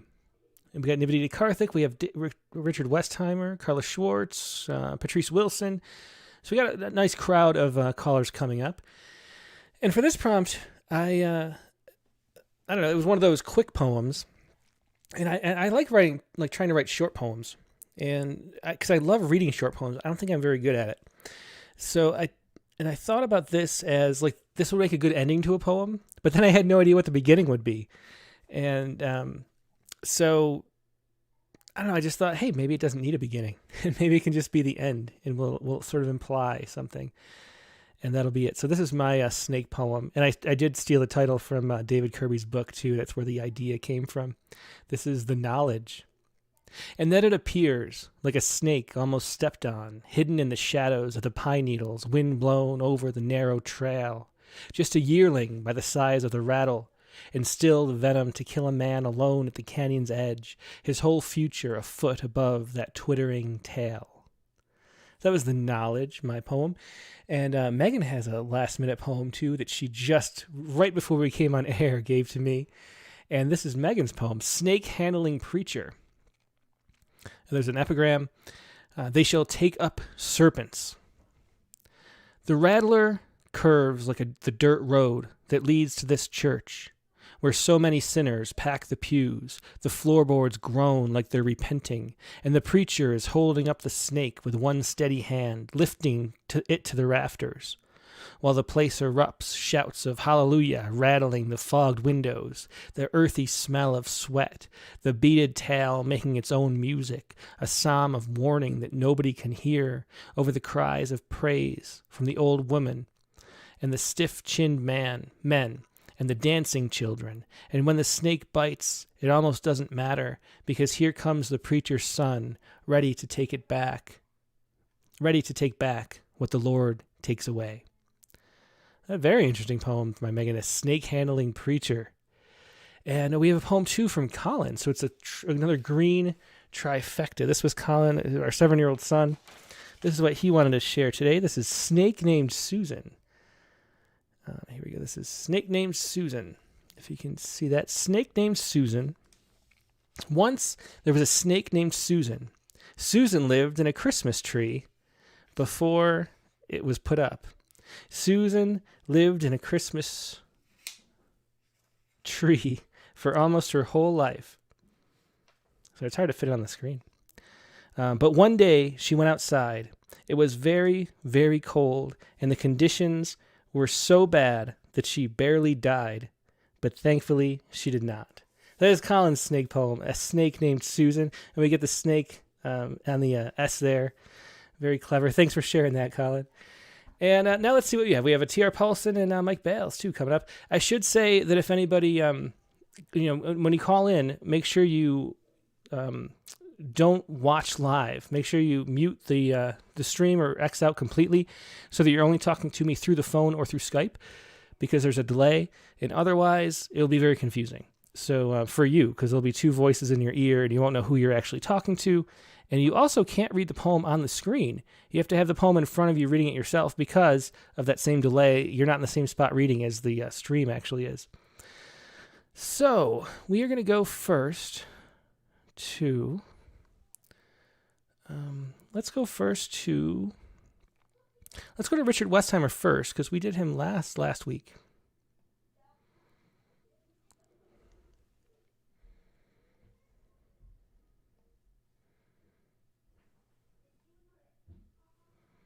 Hey, Richard, how you doing tonight? Good. Believe it or not, after a year of doing this, I was surprised. Yeah, you can't not be surprised. And you're back at the old abode, I see. Yes, I am back with my familiar surroundings, and so far have had no ill effects and only joy from my trip. That's wonderful. And so how long have you been back? And was it a good trip? Yes, it was lovely. First time, obviously, we've been together in quite a while. So, and yeah, it was good. Lots of grandkids. Yeah, well, that's great to hear. So what poem did you want to share today? Because Our Guns Are Our Future. And before I did, I just wanted to say that interview, like, sometimes I can be distracted washing dishes or something like that during the interview, but I was just transfixed. It was just wonderful. Yeah, David's kind of a legend. I mean, his poems are just so good, and he's such a great teacher too. At the same time, so he's got tons of students that are really successful, and he's one of those people that I don't know, he's so memorable and has so many thoughts and ideas and great poems. He's a great person to talk to. And the Poets Respond poem this morning, I've been sharing it with everybody I know. It was just spectacular in both readings, and I agree with you that the reading in the Afrikaans was stunning. Yeah, it really was. I love getting to have and two guests at the same time, which I know how to do now. We had to test it a little bit ahead of time to make sure it would work. But now we can, if there's ever another reason to do that, we can. Okay, so this was Because Our Guns Are Our Future. And so set this up. What is the context for this poem? Well, it was written, there was a small gun incident in Atlanta airport with a gun that accidentally discharged when the owner of it tried to grab it out of the bag, the carry-on bag. Man. And it's, it inconvenienced a lot of people. Nobody was hurt, and it's just one of many gun stories this week. But it was the one that just made me shake my head and go, yeah, who brings a loaded gun to the airport? Like, what? Well, he's not alone. It happens a lot, but which is, also that it's just the whole, it's the march of guns, as it were. So this was, and it's become a cliche. So thus this poem, which is just a bunch of cliches, as it were. So that's the story here. Because guns are our future, and the epigraph from Eleanor Roosevelt, the future belongs to those who believe in the beauty of their dreams. Because I live in the United States of guns. Because the gun is mightier than the sword. Because a gun in the hand is worth two in the carry-on bag.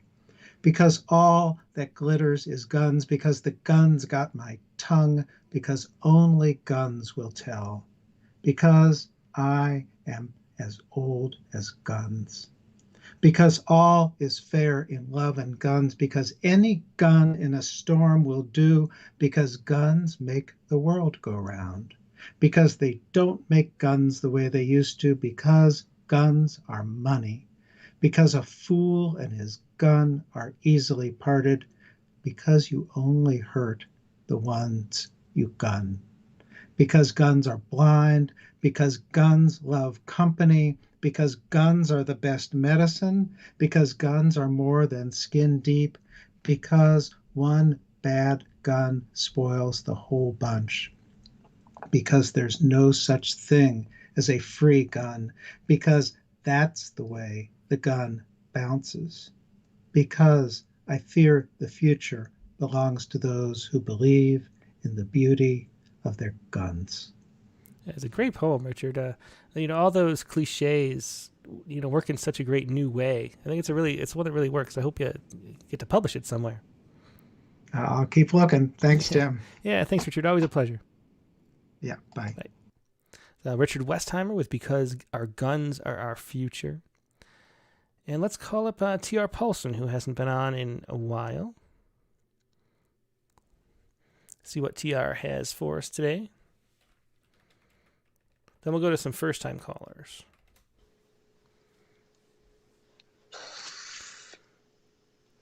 Hi, Tim. TR, hello. How you doing today? Good. How are you? I'm doing good. You're here coming in on video. There you go. And so what did you want to share?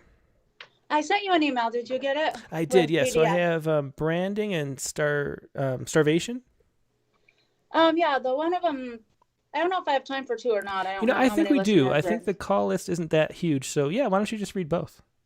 Okay. So the Branding Day one is my snake poem, but it's not freshly written. I'm trying to put together my book and going through all my poems I've ever written. And so this is one that was originally published by a journal called Dead Flowers, a poetry rag, by Bohemian Pupil Press, which I think they're now defunct. I mean, if you Google the right things, you can find their stuff online, but pretty much hard. Like, you have to know what to Google. Oh, very cool. I'm glad you're putting together a manuscript finally. Is that the first time you've done that? Well, you've emphatically rejected a couple of my chapbooks. Well, I don't know. Rejected isn't the right word. They weren't selected of the, you know, they weren't the 3 of the 2,000 they had to pick. No, I know. There's different ways of dealing with the whole rejection thing, and my way is through humor. So not everybody gets my sense of humor, though. Hopefully you're starting to, though. Yeah. Okay, so on Branding Day is the one? So, yeah, that's my snake poem. Okay. On Branding Day, the cowboy, old and thinner than he's ever been, rides his favorite mare on lunch break to hide among trees where he drinks, ensure, a cupful or less, before returning to lift his hand, the rope circling in the air before the calf falls, caught. His nurse has told him this: the appetite loss, not the roping, is part of death. Soon, in a year or less, he'll ride out at midnight to find the silver wolf who once took 5 calves. He'll shoot her in the heart and watch her body shut down, he who always went to church. In those green pastures where foals lie down with snakes, he'll dare the sheriff to cuff him and take him to jail. Very touching poem. That was on Branding Day. Is the manuscript horse related? Because I love how, I've told you this before, I think, but there aren't many people who write poems about horses. And so it's always fun and interesting to read because it's not a topic that you see a lot. Yeah, the full-length manuscript sort of meanders around between, I'm actually, a friend of mine is helping me put it together. Mm-hmm. A friend from, I'm a Ananesio student. I don't know if you knew that. No, I didn't know. But a fellow student, Tracy Knapp, who you published in the Ananesio issue, is helping me put it together. And so she actually, because I write about so many random things, she actually helped me find a bunch of themes I was thinking about in the interview with Kirby, that the way he talks about braiding, and that's sort of what I'm trying to do in my manuscript, is make the animal poems sort of meshed in with the human poems, and then have them come back to animals, and get my advice to anybody who's trying to put together a manuscript: get help. Don't do it alone. Yeah, it's probably good advice. So what is the second poem you wanted to share? Okay, so Robert Bly passed earlier this week. I don't know if you got any tribute poems to him. We did, yeah. There were a few I was thinking of, and then this poem I just liked so much it kind of overwhelmed the others. I only had the one slot this week. But yeah, we did get a bunch of tributes. Maybe we'll, I don't know, find another time. Maybe Thursday we might have room if people are still sending them. But yeah, definitely a lot of poets, appreciate Robert Bly. Yeah. He was influential for me too. This poem is called At Starvation Falls, and it's an imitation of his poem Snowbanks North of the House, which I don't know if you've heard. It's easily findable online. Yeah, that's one of his good ones. One of his famous ones. And this poem is actually one I wrote a couple years ago. It's forthcoming in an anthology called, let me think of the name of it, Poets Speaking to Poets, Echoes and Tributes. And the whole anthology is poems that are in response to other poems in response to other poets. Mm-hmm. And yeah, that sounds like a good one. I'm excited about it because I think there's this huge tradition in responding, poems talking to each other and poets responding to each other. And so I'm super excited about being in this anthology, and I hope like you were just talking about teachers teaching out things. I hope some teacher discovers it and decides to teach out of it. And I'm excited about the poets that I'm published side by side with, and it's super excited about it. So this is a preview of one of my 2 poems that's in the anthology. Yeah, it sounds really great. Okay, so I have it up. Go ahead whenever you're ready. At Starvation Falls. Those gusty gorge winds start suddenly at the cloud line. Trails only go so far. The mountain biker leaves his cheating lover and drinks no more wine. The daughter walks to Bridal Veil Falls and makes herself at home. The widower unlocks his boat and catches 3 more fish. And the bruised wife hikes Mount Defiance, but loves her husband once more. The energy builds in the wind, and two windsurfers jump off swells in the barge lane. It will not go away. We all know them.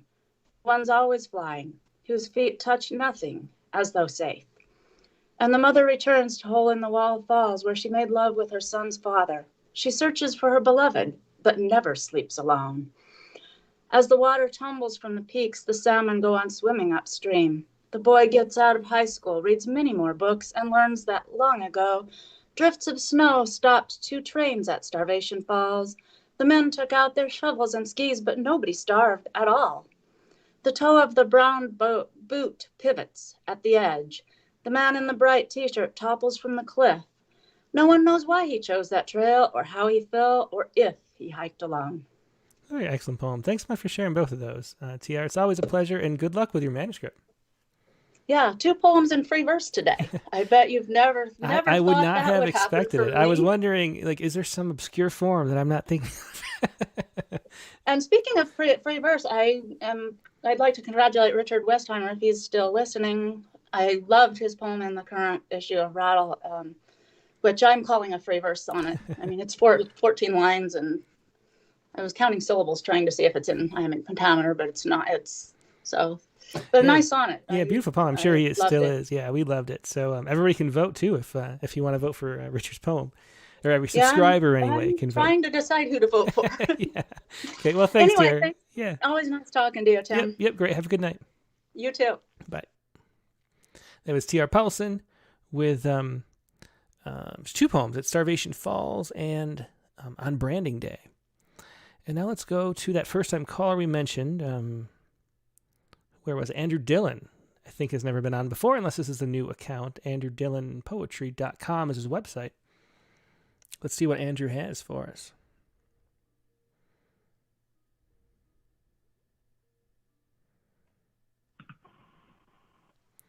Hello? Hey, Andrew. Yeah, so glad you could join us. Have you been on before? Your name kind of seems familiar, but I couldn't. It might be a different account or something. Yeah, it was 2 weeks ago, but I called in because my Skype account is so old. I decided last minute to call in, and I was like, oh, I know I haven't opened this in like 10 years. I know it's not going to work. Okay, very cool. Well, I don't know if you want to appear on screen, but if you do, hit the camera button. Oh, sorry. I tried to give it permission earlier. Yeah, it might be hijacked by a different program, which is why we don't use that other program. But anyway, if you only have audio, that's fine too. Okay, yeah, I'm sure. Yeah, it's all right. So what poem did you want to share? It only takes 2 to make a murder of crows is what I have here. Is that the right one? Yes, that's the right one. Oh, there you go. Hello. There we go. Yeah, good to see you. So is there anything you want to say to set this up? Well, so I saw the prompt was for a snake poem. I don't have any snake poems, but this one does. The epigraph mentions a snake. This poem is just about, it eventually comes around to my grandfather, I guess is where I'll say. Well, great. Let's hear it. Go ahead whenever you're ready. So the epigraph is Guy Clark on a Daryl Scott song, Down to the River. Well, the crows, they go in there and catch baby rattlesnakes. They'd have them over for lunch, then line the nest with skin and bones. Skin and bones, skin and bones. Isn't it far out? I've been trying to write a song about it ever since. It only takes 2 to make a murder. 2 to betray the purpose of the rest. It only takes 1 dream to build out of hope a nest in your mind. 1 note of Edelweiss to disrobe the night of pretense. 1 scent to dam the river of this moment and uncover the nations of your past. In the thick air of a dark morning, you sing a promise. The earth tilts, buries your song in the snow. All over, life moderates. The body clicks along its tired roots. How many regrets would you say the soul can sustain before it sheds its wings? Sometimes I'm overwhelmed to recall that I am living this unprecedented life. No one can overrule my path. Maybe no one can save me when I dive over the guardrail. Each pause in the conversation is a new moment. Each moment is a room whose door I can close behind me. I hold 3 deep breaths for 7 seconds and exhale for 8. Somewhere in Seoul, a woman steps out of the shower and the day is again fresh with possibility. She might jump soaking into her bed and nap till Friday, drink a liter of beer at the corner store, hop a ferry across the East Sea. I might sell my house, red-eye to Vienna, busk my poems and my father's songs at the metro. I've been trying to write a poem about Grandpa at Normandy ever since I watched Alzheimer's strip away hunger, children, the perfect bocce toss, leaving only skin and bones. Skin and bones, skin and bones. This isn't that poem, but here he is on the page. Here you are considering the death he cleaned, limb by organ by pint from the beach, and his own death, which he suffered daily for years. You might be wondering where this poem is going, but it's starting to lose its feathers.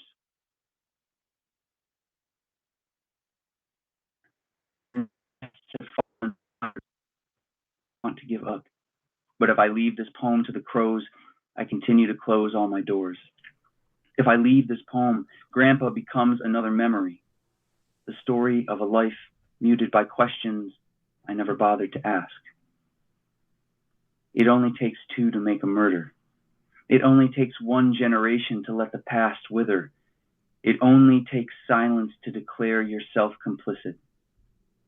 It only takes one regret to gather the bracken of a life, like every crow has come to roost at your front door. Yeah, great poem. The turn to your grandfather, really moving. And then I love that each moment is a room whose door I can close behind me. Good stuff. Thanks so much for sharing that, Andrew. Yeah, thank you very much. Yeah, have a good night. You too. That was Andrew Dillon with It Only Takes Two to Make a Murder of Crows. And let's go to trying to find let's see. Hang on for 1 second. Okay. Let me see if Tanvi Jaff is here. I'm not sure if she wanted me to read this or wanted to join. She texted us earlier today. We'll see. I'll just read this if yeah, she's not online right now. So yeah, so we have we have lots of people coming up. We have Zachary Honeycutt. We'll get to Mohammed Al-Badiwi. We'll get to Mike Bales and Carolyn Codd and Patrice Wilson and Carla Schwartz. So we got a lot of people still to go. And this is Tanvi Jeff sharing this poem. It's an open mic submission. I don't have any other things about it. The title is Sunshine's Laughter. So here we go. This is I'll read this for Tanvi. Sunshine's Laughter. There was a continuous hallway. I walked past its open doors. The closed ones always fascinated me. I gazed at them every day. Those doors were closed and empty. They had the solitary silence. Only the sunshine talked. The scenery took me in a trance. These locked doors had hidden something in them. It was a protected secret. The sunshine tried to warn, but I was too mullish. I broke through the empty door. I was thrilled. The empty doors were filled. They were filled with the sunshine's laughter. Very cool poem. Thanks so much for sharing. That was Tanvi Jeff with Sunshine's Laughter. And now we're going to go to, I'm going to go to Nivedita. So let's see. Oh, Nivi's asking me to read the poems too. Oh, no. Yeah, there you go. So we will call up Nivi. Yeah, sorry, Nivi. I couldn't tell if she was asking me to read them or if she was going to join us. Hello. Hey, Nivedita, how you doing today? I'm doing good, thank you. How about you? I'm doing good. There you are. And so what's new? How have you been? I think it's been a little while since you've been able to get on with the time. I think last week I had work, so I wasn't able to. The week before that I did, so this week again I'm able to. So Okay, good. Well, it's sort of Monday morning for me, yeah, so yeah. So what do you have that you want to share? the usual prompt poem and a poet's response poem. So Okay, very cool. Well, the first one I have is the prompt. Let's do the prompt first. great. So this is the serpent or the snake. Oops, let me hang on a second. I said the wrong one. Let me get the other one. I have both open, so anything's fine. No, it's okay. Let's do the Serpent Saga. So this is your prompt poem. Go ahead. I have it. Okay, great. The Serpent Saga. A smart serpent slithers through the tall grass, dithering here and there, searching and searching till it smells a rat. A big, fat, hefty rat that had previously been hidden or just been there out of its sight. It's here now, out in the open. Should the serpent move closer and expose the rat for what it is? Should the serpent stay hidden and watch the drama unfold? Should the serpent slink away and forget it ever saw the rat? Oh, very interesting poem, The Serpent Saga. Thanks for sharing that, Nivi. And now the other poem, which is The Poets Respond. I had this article coming up. There's tons of pop-ups in the Guardian or Daily Mail nowadays. Let me unpop the pop-ups. Australian Council is set to ban cats outside unless they are on a lead. On a lead? What? Well, I guess Imagine cats on the lead. Yeah, it is like a bird holocaust every day because of the cats, killing so many birds. So I guess that kind of makes sense. How are they going to stop it all the time? I mean, cats get out through the cat door or the dog door, and then they're not on a leash. And that's, I think, when most of the bird killings happen, not when you go out per se. And I mean, it's not like people take the cats out anyway. So how are you going to keep it out on a lead if you don't even know that your cat is actually going out of the house? That's true. That's true. So let's hear the poem. Imagine trying to have a cat on a lead and you're trying to walk it. It's just going to like that, and you're going to have to drag it out everywhere. Yeah, actually, we tried that. Yeah, we have a fat old cat, and he always wanted to go outside. So one time Megan bought a leash, and we were out on the deck trying to drag him around, and he was kind of like, "What's going on?" And I don't know. Exactly. That's all I had. That's the extent of my memory. But I know that we did it the one time and then never tried it again. Okay, so let's hear this poem. Cat. The paper is in a million shreds, and you've tested the softness of all the beds. You've unraveled my sweater and ball of wool on the floor and scared away the massive Great Dane next door. Prancing through the tall grass and the lawn like a lion, you definitely are a most notable sign. You sleep plump and proud thin, and in a fight with the dust moths, always win. But no matter what you do, you're now my lovely little Gucci Goo. You take my teepee out for a walk, and at the sight of a mouse, promptly balk. But the problem with you, my sweet little kitty, is that soon you'll turn into a grumpy old cat. Did you hear the news? The cats are now to be leashed. Oh, just imagine all their disgruntled mews before their mighty power gets unleashed, and we all walk around with scratches, all because we tried to walk Salem like we did with Patches. Yeah, that was great. That's our cat for sure. And for people who are just listening or couldn't see, this is a concrete poem shaped like a cat, which and all the regular line breaks between words just made me think of how a cat would write a poem, I think. Or if a cat gets to your keyboard, this is probably how it would be like. Yeah, broken bits and pieces of words scattered everywhere on your document. For sure. Well, thanks for sharing that, Nivi. It's a pleasure always. Thank you, Tim. It's lovely talking to you too. Have a great evening. Yep, have a good day. Thank you. That was Nivi Karthik with 2 poems. And let's go to Mohammed Al-Badiwi. Actually, no, let's go back to Carla Schwartz because she called in earlier. Then we'll go to Mohammed.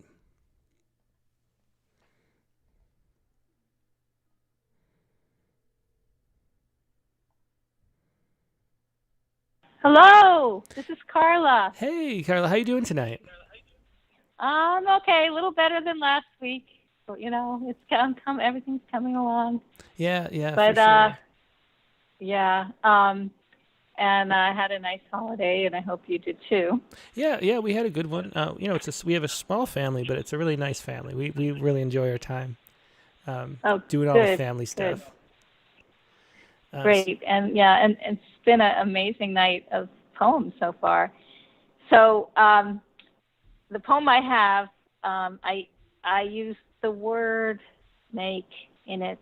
Okay, So it's called Dedication. Yeah, go you ahead. have it up, right? Yep, I have it. Go ahead. when I tackle a pile of dusty papers, sort the recycling from the mementos, it's not the scraps of writing I hope to cull into drafts, call my own again, that remind me of you. It's when I throw things away, I think of the way you clean while you plan for the small shelf before born. We don't know we'll love. First you measure, then drill and cleat and screw. Leave room for wires to snake through from behind, to power up the phones and tablets, even flashlights. And when you're done, how you bowl up each rug, take it out to shake, then sweep away the bits of sawdust that remain. Very touching and very very vivid too. Great poem. Thanks for sharing that, Carla. Thank you so much and have a great night. Yeah, you too. Thanks. Bye. Bye. It's Carla Schwartz with Dedication. And if you watched last week's episode, you probably know what that is about, the backstory of that. But thanks for sharing that, Carla. And let's go to Mohammed Al-Badawi.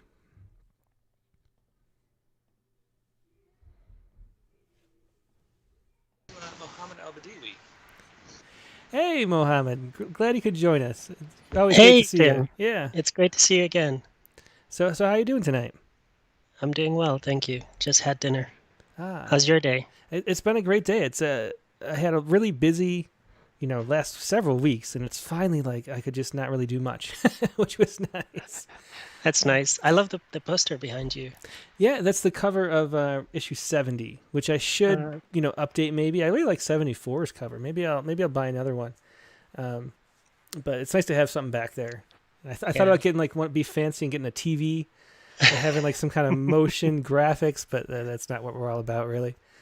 So what did you want to share with us today? I see a picture. Yes, I'm sharing a prose poem called The Badlands. Mm-hmm. Is there anything you want to say to introduce it, or do you just want to jump in? Sure, a little bit of an introduction. It's from a visit to the Badlands. It was my first visit. There's a picture there that I took. This was back in August of this year. Yeah, and the Badlands are just an amazing place. Because since I was a kid, I've been fascinated by the Younger Dryas and the Missoula floods, and whatever, whether it was over a long period of time or a short period of time that those Badlands were made, is just an amazing question that we still sort of have a lot of debate about. And so that it's just such a strange landscape. That's true. They're fascinating. Yeah. So go ahead whenever you are ready. All right. This is called The Badlands.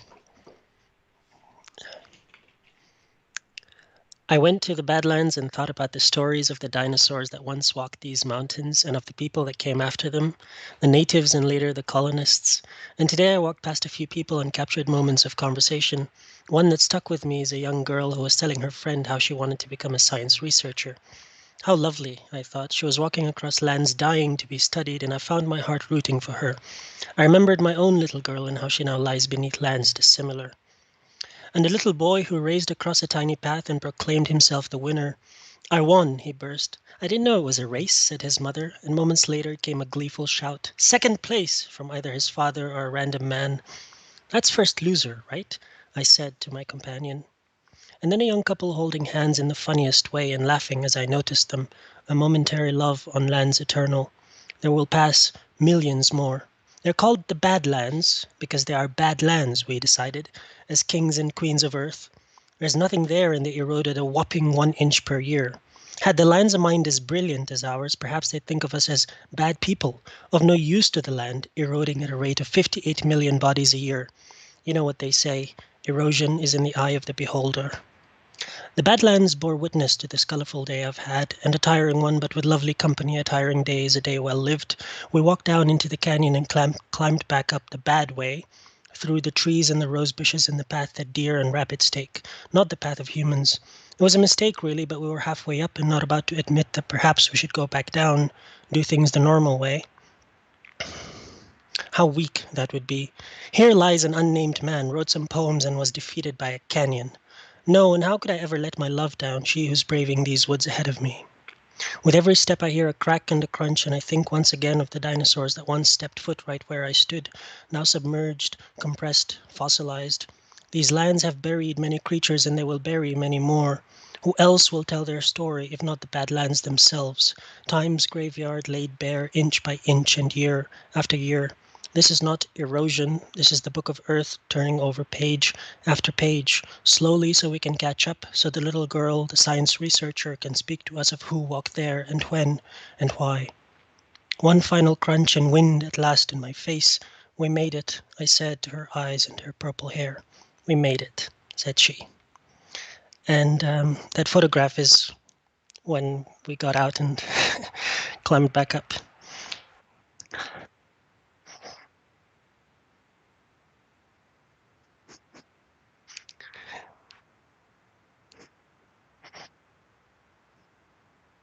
Yes, I did.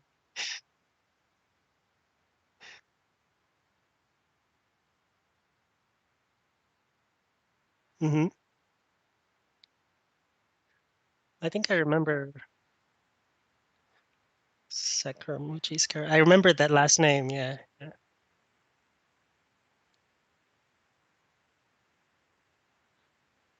Oh, Sorry.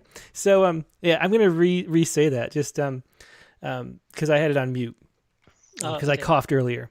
But yeah. So you asked about who the politician was who Mhm.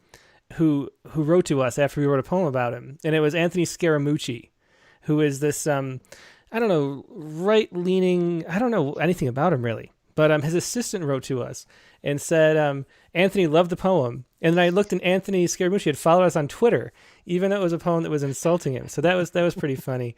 And then I was also thinking of another time where had a poem where it was about someone who died sort of tragically, and and out of nowhere, just a very small town newspaper type story. And then the mother wrote to us and said how moving, she found Oh, the poem wow. and thanked the person for writing it. So so people find the poems was my point there, and Yeah. also just great poems that you always share. It's such a pleasure to hear these poems by you. That was a really touching, moving piece too, which is what I was saying also off mic while I was muted. But thanks for sharing that, Mohammed. Thank you so much, Tim, for your very, very kind words. I appreciate it, and I'm glad to be here. Yeah, thank you. Have a good night. Thanks, you too. Yeah, so that was Mohammed Al-Badiwi. And sorry about the mute thing. I had a little itch in my throat and then forgot to undo it. And so let me I wonder if I could find that poem I was talking about.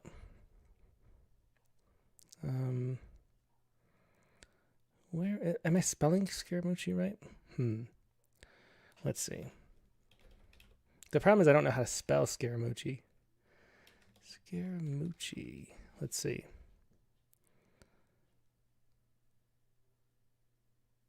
I'm not finding it. Let me see.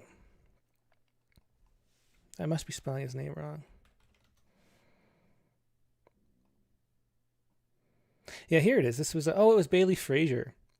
And so I'll play this. It's a minute and a half long. The setup is here.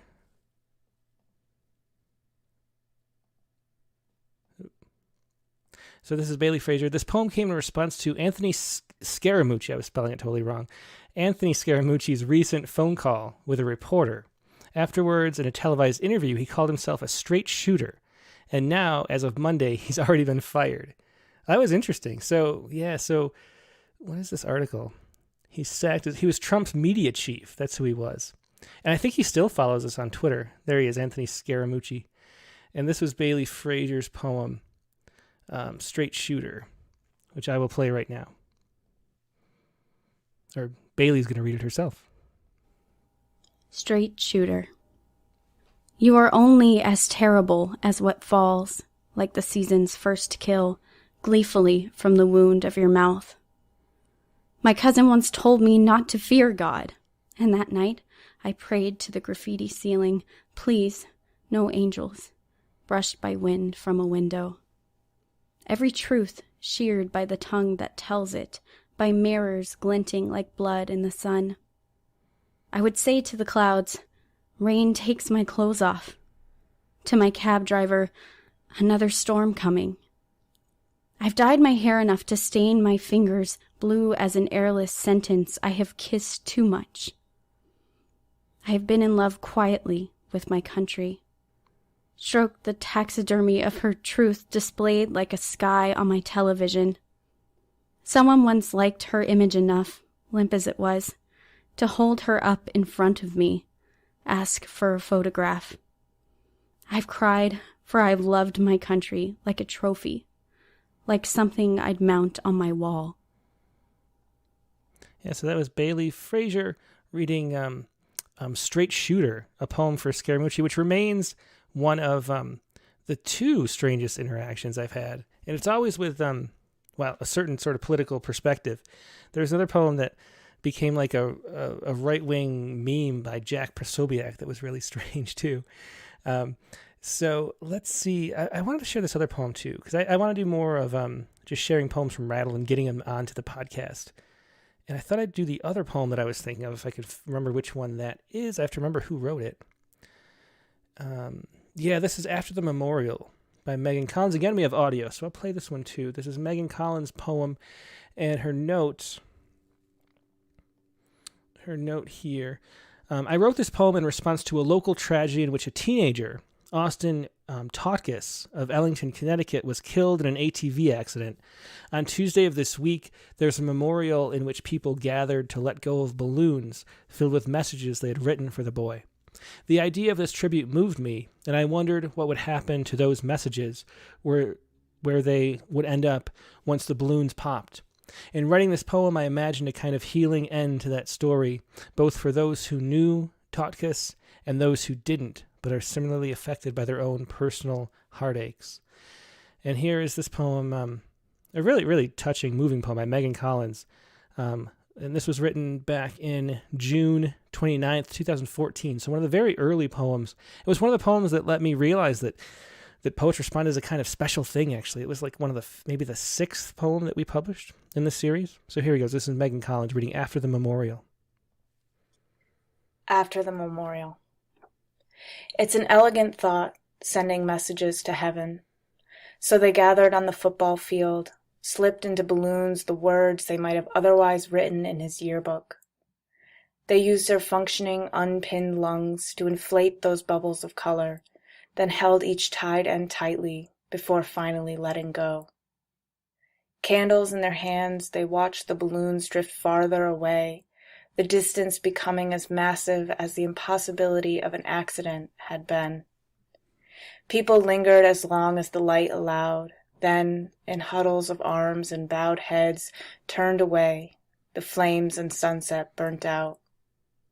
But balloons, fragile as bodies, burst when they get too high, and the next morning a woman working in her garden, miles away from the field, found, "I never told you this, but I love you." It was nestled in the petals of hydrangea, and she stared at the note like the handwriting was something she remembered. There was also a girl, pigtailed and proud of her chalk drawings, who glimpsed a white scrap in the grass. "You're the kind of person I always wanted to be, but I was afraid." She was too young to understand the words, so her mother, home now after a double, read them aloud, her breath catching. And the boy's father, who sat on his front porch, barely seeing the lawn laid out in front of him, only felt the note as the wind dropped it on his feet. "You were so much stronger than I ever was. You were beautiful and brave and alive." Impossible as the fact that he'd had to plant his son like a seed in the earth, here were his own words, sent back from the sky. That was After the Memorial by Megan Collins from Poets Respond, June 29th, 2014. Another, it's just a beautiful poem. And you might notice that we went back to the old website. Rattle.com is now the old Rattle.com. And it's kind of a relief to have it back. I hired somebody or a company to update the website, and it did not go well, let's say. So I finally just gave up and made the website redid it like it used to be, and we will try to hire a new company to do the updates that I want. So there you go. But I'm glad. That's one of the things I've been exhausted about, is trying to fix this website over the last 2 months. And it's just nice to not have to worry about it anymore. So let's go back to the open lines. And we have a few people left. We have Philip Stern, Carolyn Codd, Patrice Wilson. I'm sorry to keep you on hold all this time, but we'll get to... Oh, and Angela Gardner, too. And, okay. So we'll try to get to everybody. I think we have time. I'm not in any big rush, but let's call up next Mike Bales.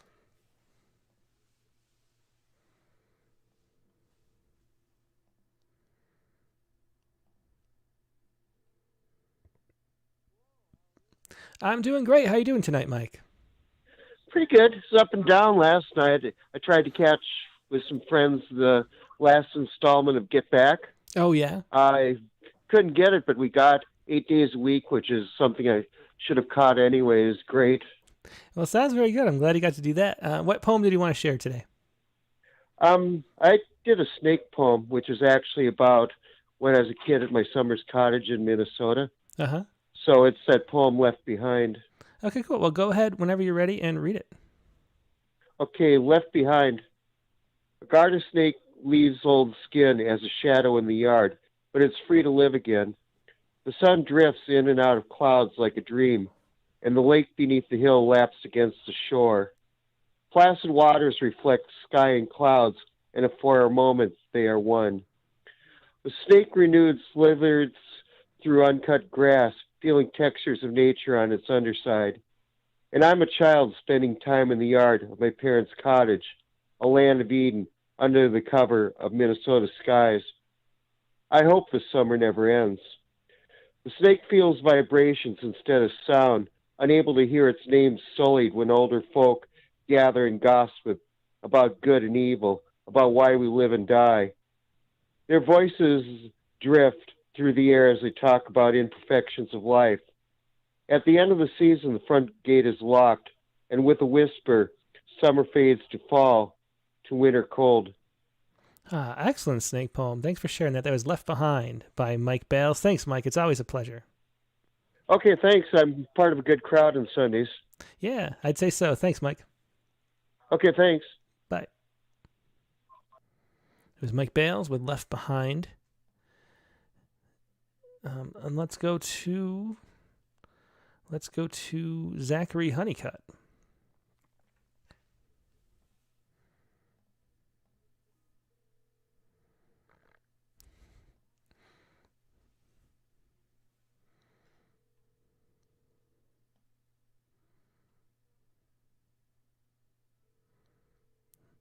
Well, it's ringing. Let's see if he answers. Hello? Hey, Zachary. How you doing tonight? Good. How you doing, Tim? I'm doing great, and I see that you have a free verse poem, which is shocking in and of itself. Do you want to explain a little bit what it's about? Yeah. Do you have this picture, Tim? Can you show this picture that I sent you? I do. Yeah, it's right here. This is it's Spiral Staircase, and that is an amazing picture. Where is that from? I actually don't remember it. I used it in one of my college poetry classes years ago to write a poem about. Mm-hmm.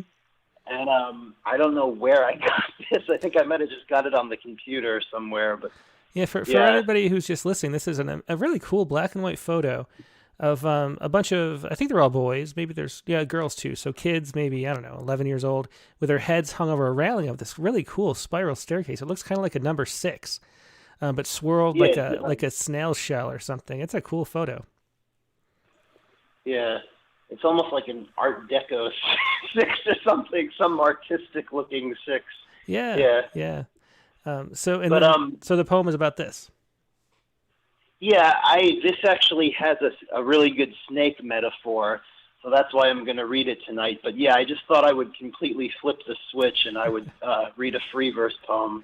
So yeah. Okay. Very good. I'm looking forward to hearing this. Go ahead whenever you're ready. I'll scroll down to it. Okay. A spiral staircase full of children.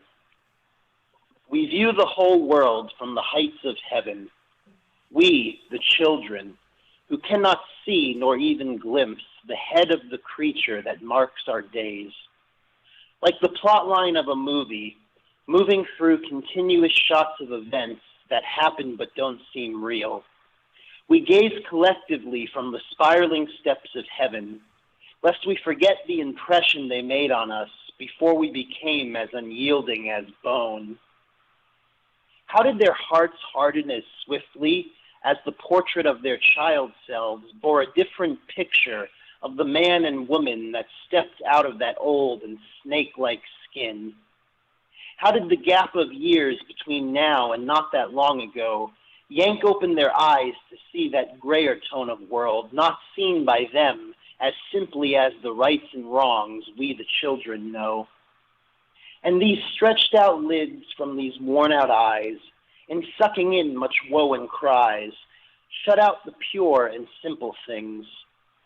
A father's ideals to guide us, giving us what we would need to walk the world, to move through the world but not surrender to its amnesia that won't grip virtue or the innocence of the years before we grew into these awful creatures. Excellent. Thanks for sharing that, Zachary. And you can really hear the rhythm, too, of your formal love of formal poetry in the free verse, which is always something I'm interested in hearing. You can almost hear a formal poet, still being formal in the free verse, which is always fun to listen to. I have another one here, too. Sonnet 22, Reflections of Ducks. Do you want to read that, too? Yeah, I would like to. This is my sonnet that I wrote for the October Ekphrastic Challenge. Ah, okay. Yeah. Oh, I keep forgetting that I want to have more Ekphrastic Challenge on this show, too. I keep meaning to invite the poets that we're publishing, and I forget. Okay, let's hear this. Reflections of Ducks. Go ahead. Okay. Oh, and let me say before 22. you do that this picture, if you haven't seen it yet, you can look for last Thursday's poem, or Tuesday, the next poem will be coming up that was one of the winners. But it was 3 ducks or 4, I believe, and they're sort of a family all swimming, and they're all sort of lined up but swimming in opposite directions in this photograph. So this is what we're writing a poem about here. So go ahead, Zachary. Sorry about that. Yeah, no problem. Yeah, this poem, this entire poem is literally symbolic of the reflections that were in that picture. Ah. It actually, to me, is almost like a blend of a pantoum and a sonnet. You'll see some of the lines repeat, the last line of every stanza repeats. And I did that on purpose for the effect, to make it almost feel like the ripples in the pond in that picture. That's very cool. It has now that you point that out, that visual effect of a reflection. That's really neat. I've never seen that before. Yeah, I haven't either. That's why I tried it out. Sonnet 22. Sonnet 22. Reflections of ducks. Reflections of ducks. Do ducks reflect like we on secret things? They seem as buoyant as the oval smile on their beaks, a mask as they make small rings off land, floating with ease over their guile. Off land, floating with ease over their guile, ducks seem with their smile somewhat sinister, underneath morning's dim light for a while, hiding what they'll never administer. Hiding what they'll never administer, I wonder if they wonder about me, as they wander far as the Finisterre, farther, keeping dark things guarded, not free. Why do I color in ducks by the lake? Why do I color in ducks by the lake? That is very cool. Sonnet 22, Reflections of Ducks. Thanks for sharing that, Zachary. That was really neat. Yeah, no problem. Thanks for having me on, Tim. Yeah, you too. Have a good night. You too. Bye-bye. Bye. Yeah, so 2 great poems from Zachary Honeycutt. I'm going to just pause it right here to clear my throat again. It's very... All right, now I'm back. So let's go to another caller. See who we haven't gotten to yet. We have Philip Stern, Patrice Wilson, and Carolyn Codd. Oh, and Angela Gardner, too. I don't want to miss Angela either. So we have 4 people left, I believe. And I think we'll get to everybody. Don't worry.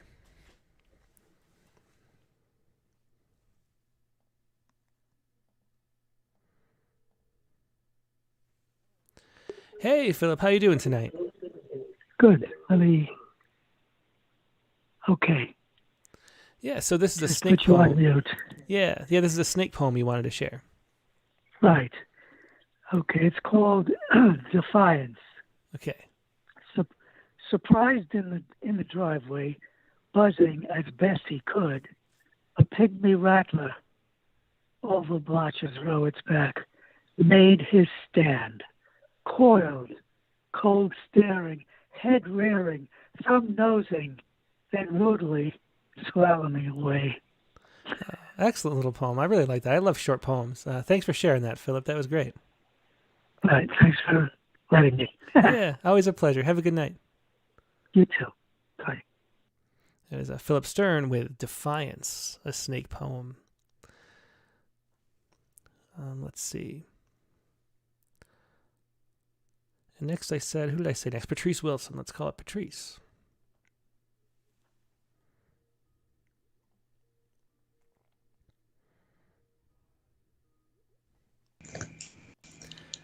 Good evening, Patrice. How are you doing today? I'm doing fine. Had a great Thanksgiving. That's wonderful. Yeah, do you have a lot of family there in Hawaii? None at all, but my friends and I got together and we did it very well. Excellent. I'm glad to hear that. So what was it that you want to share? I think it says it was last week's prompt. Yeah, this is about eclipse, and I find it difficult to compose and everything in 1 week. Yeah, that is a tough challenge. That is. I have done it, but not this week, last week, or this week. So this is what the moon intended, and I kind of want to dedicate this to the Rattlecast poets, because last week there was a lot of commentary about the dark times we're in and things like that. And I thought, these poets are bringing so much light to the dark times. They definitely are. Times, Yeah, so for sure. I want to read this. Okay. What the moon intended, not to darken the sun, but to show us the glowing edge of light, even during eclipse. Not to bring a bad omen, but to tell us a secret of the universe. Not to frighten or scare, but to let us know there is someone far bigger than the sun or even the universe that truly cares and is close. If we would only truly care, each to each human light within, the gift that breathes, whose tiny soul has hands to reach, and is as bright as the closest star. Excellent. Thanks so much for sharing that, Patrice. It is always a pleasure adding some light to the world. I appreciate it. No problem. Yeah, thank you. Yep. Have a good night and happy Thanksgiving, too. You too. Bye. There's Patrice Wilson with What the Moon Intended. And so we're going to go to Carolyn Codd and then Angela Gardner.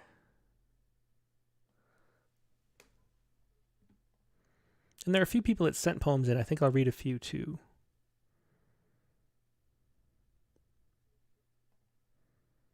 Oh, let's try Carolyn over the phone.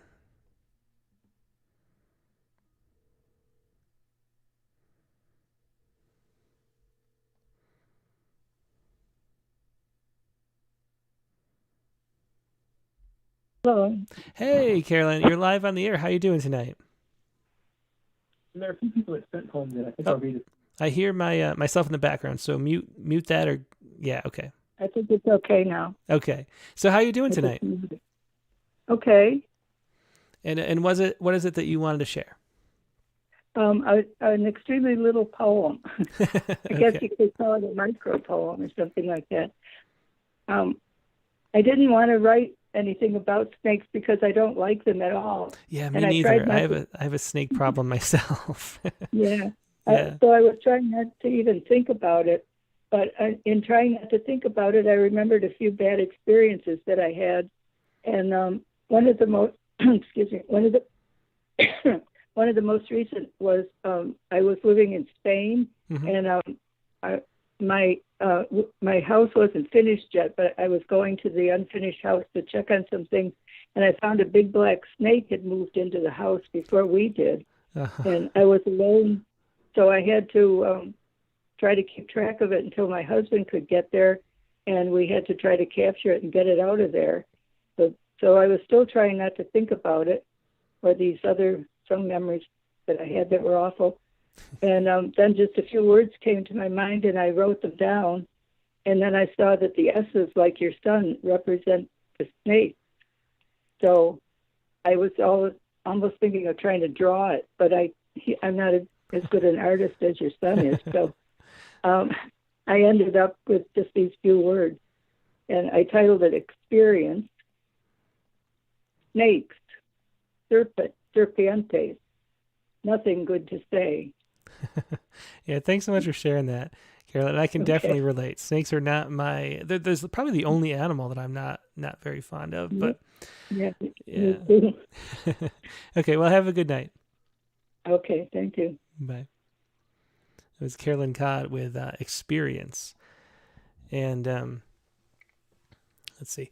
And yeah, the thing about snakes for me, I never really cared much or thought about them until we moved to Southern California here, and we have rattlesnakes all over the place. So hiking, I always imagined that like rattlesnakes were big, like based, I guess, because I only see them in the movies when I was a kid, and they are small. And that the tiny size is what freaks me out, because you can't see them. They're like a big worm almost that can send you to the hospital. And so our dog, Henry, we give him rattlesnake training every year so he doesn't get bit. And so I just hope he'll alert me on a trail if he comes up and smells, rattlesnake scent around. Let's see. So, we have Julian Matthews too, who just sent a message. So let's do Angela Gartner. And then Julian, then maybe I'll see if I can read another poem or two. Where'd Angela go? There's Angela. Hope she's still around, because she asked very early on. Sorry, Angela. Hi, Tim. Hey, Angela. How you doing tonight? Good. I'm the same as Richard. Like, I was expecting it, and then I'm like, Yeah, it blasts you. It really does. I don't know how to do anything about that. So what did you want to share tonight? I want to share my poet's respond poem, but then also I have a short haiku for the snake one, the snake prompt. So the poet's respond poem is, just to explain it a little bit. It's there was an artist called her name was Benita Grossman in New York City, and she was recluse, lived at the Chelsea Hotel. And she was just so interesting and into her art. And it's kind of interesting because, she actually just passed away earlier this month. But she, people would probably call her a tragic figure. But really, because she didn't really leave her apartment. All she would do is work and care about art. And they actually made a documentary about her. Somebody made a documentary called The Girl with the Black Balloons. It's really interesting. And I mean, yes, she was maybe a little bit of like a hoarder, because all of her art, she was scared. All of her art was in that apartment. And she had a fire years ago, and she was kind of, afraid to kind of let go of her art. And in the documentary, she said that like one of her biggest regrets was that, she didn't really promote herself, but she just had so much work to do. And I was just thinking of how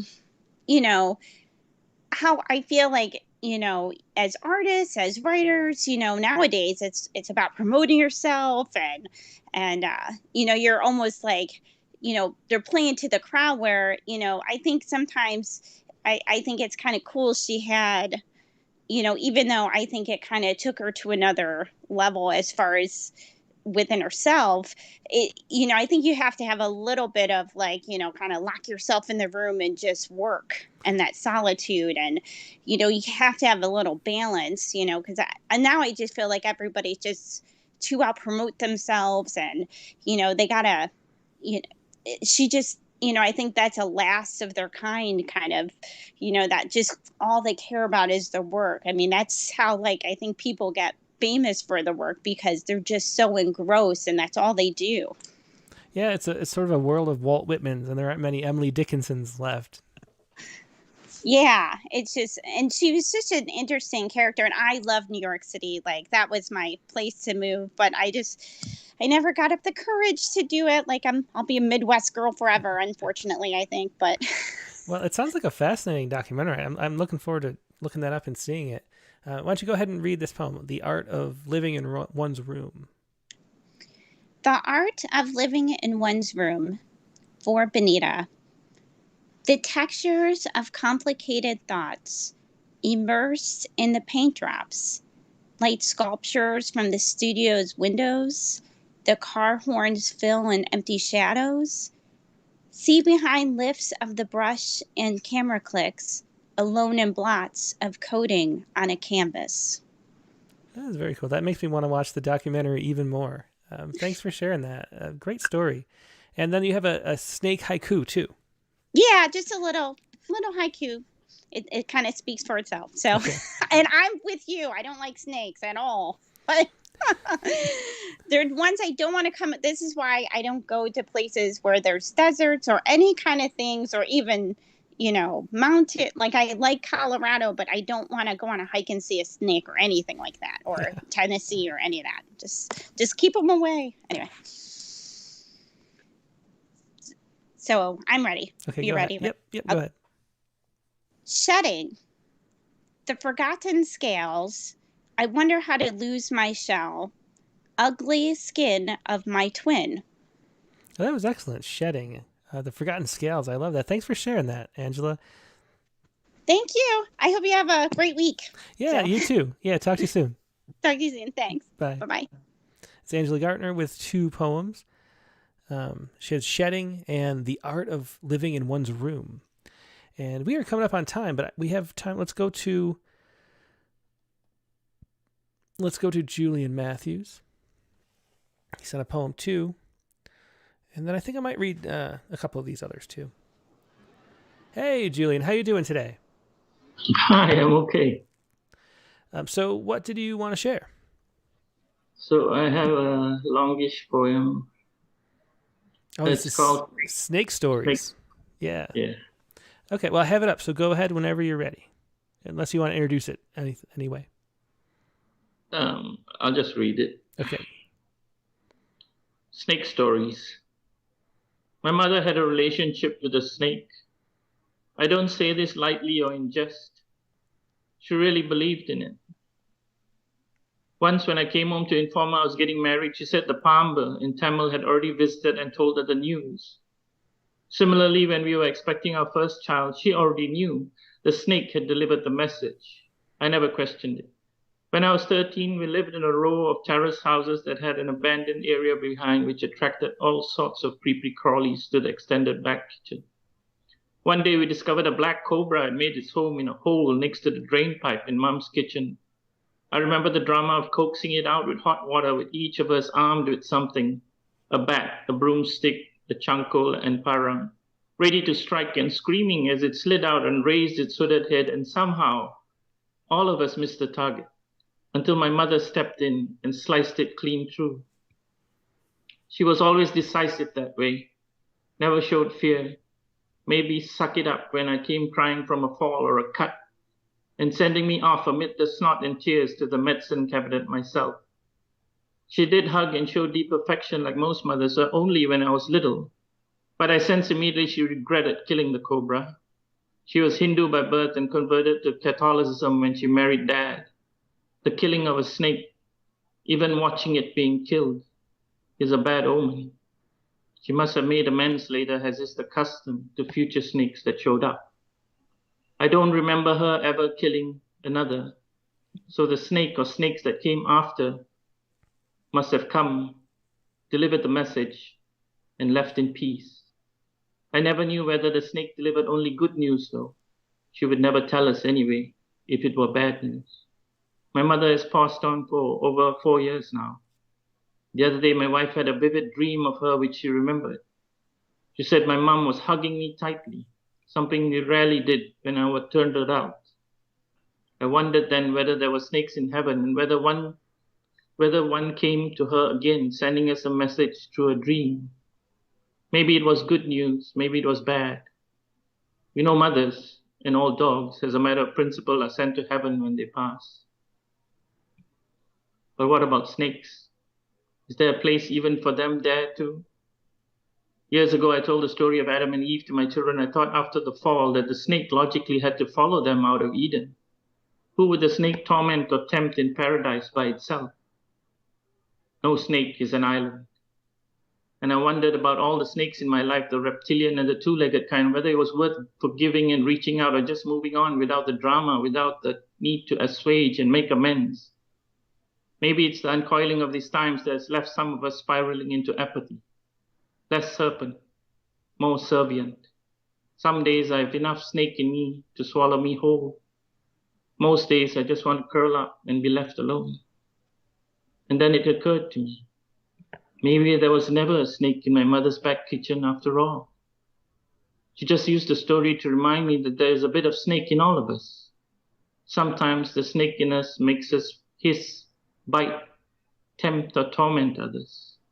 Sometimes it can constrict or wind us up. Maybe to move forward, all we need to do is make the choice to shed old skins and be remade anew. Maybe the snake is just here to be the bearer of the message, the lesson from all this death and dying. And like my mother, we need to make peace with it and let it go.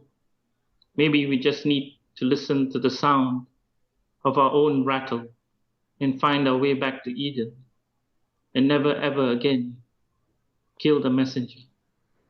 That was a beautiful poem, very touching, and a great reading of it too. Thanks so much for sharing that, Julian. That was just outstanding. Thank you, Tim. Yeah, very moving. I appreciate it. Have a good night, or good day, I guess.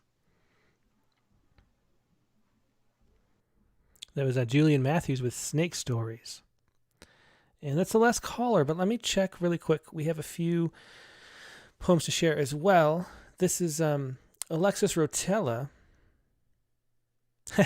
And Alexis has a poem after my poem, I guess, from last week's prompt. The guy walks into a bar. And this is Alexis Rotella, who she's well known as a haiku and haiban poet. And she's been in Rattle. I think actually she has a poem in this current issue about the pandemic, now that I remember. But this is her guy walks into a bar type poem.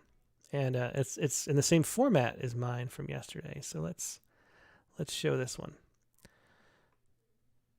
I have no idea what she's doing with this. A guy walks into a bar, asks for a pint to be given a quart of milk. A guy walks into a bar, gun in his holster. Suddenly everyone has to be someplace. A guy walks into a bar with his little boy, buys him a Coke and Wise potato chips. A guy walks into a bar, sits on a stool with all the other zombies. Very cool. Thanks so much for sharing that, Alexis. That was fun. And now let's see.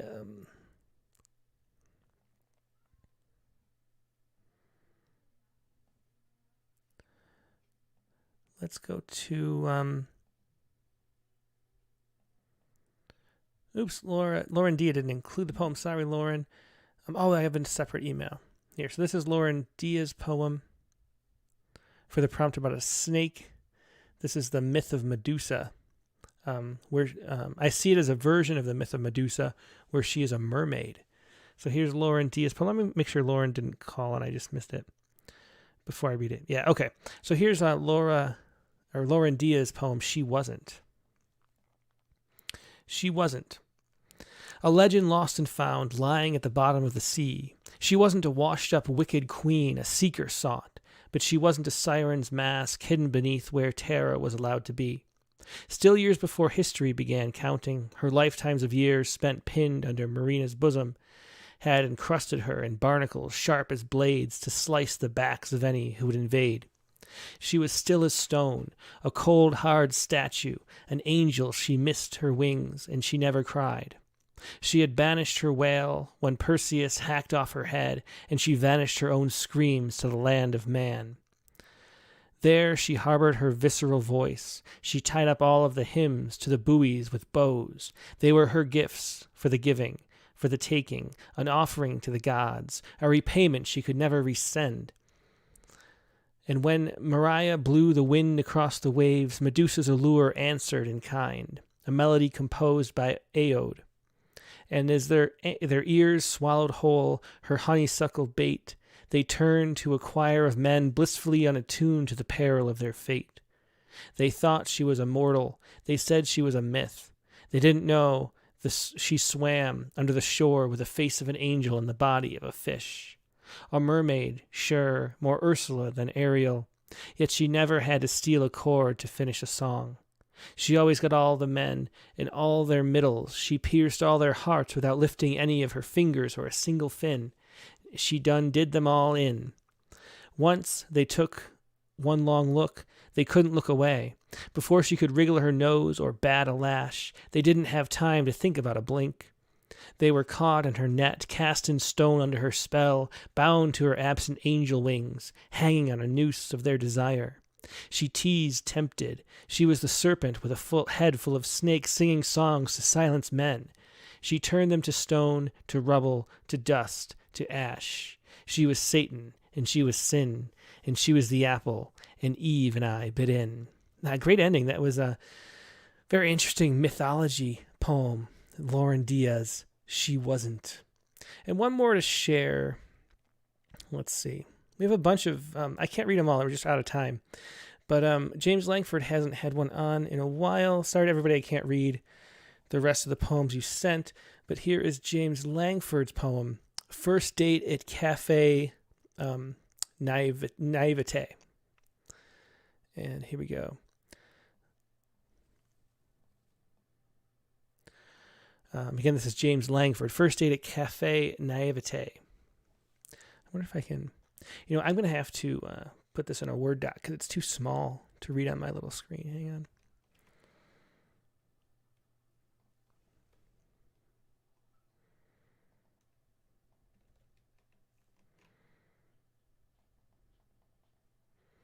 Okay, this should work.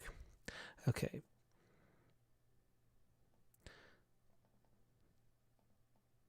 Okay, first date at Cafe Naivete. Coffee's twinned held hot hopes beneath my stupid stare. Fair warning mist is shard sharp on the surface form in her cup, slender fingers round. Just skin stretched over bone. Granted, her features more than fair, I sipped. A coffee-flavored portion or a nectar of perfume to drown. What chance? My chair I shuffled closer as obsession there sat down, transfixed. Helpless, we could but stare. By summer's sidewalk, seated, we on conversation sipped all three. Her lips held casket tight or worse. Her latte daughter split the air. As to our table, doubt crept up to behold cold misfortune's air. A signature of sorts, her grin more smirk than smile, betrayal in thin rusted lips. The seconds between each I'd try to count as she bent lip to lie, becoming maggot hot a day nevertheless. Her breath I saw was double hinted, there must be more. So as we sat and sipped, all three pondered, could it be her eyes? Pavement soft but far less feeling, with a clutching cobalt stare. I'd swear it was green when first I sat. Upon reflection, grill perhaps. She was Cafe Ecdyses, her lair. Her pupils somewhat vertical and tongue, like hair ends described split. I inched my chair further away so reason might between us sit. Winter's envy cold was she, for from sentiment she'd slither free. Our waiter, bent and feigning coughing, murmured in my ear, she's sloughing. Her host to bitter and to sweet, a cafe table round, petite. Our table now was crowded with obsession, doubt, reason, and I, sharing misfortune's company, could not are more hazardous be? When came the bill, we touched a chill. I touched not skin but scoots. Was reason shoved me from my chair with whisper from behind, beware? I've since then altered love's pursuits.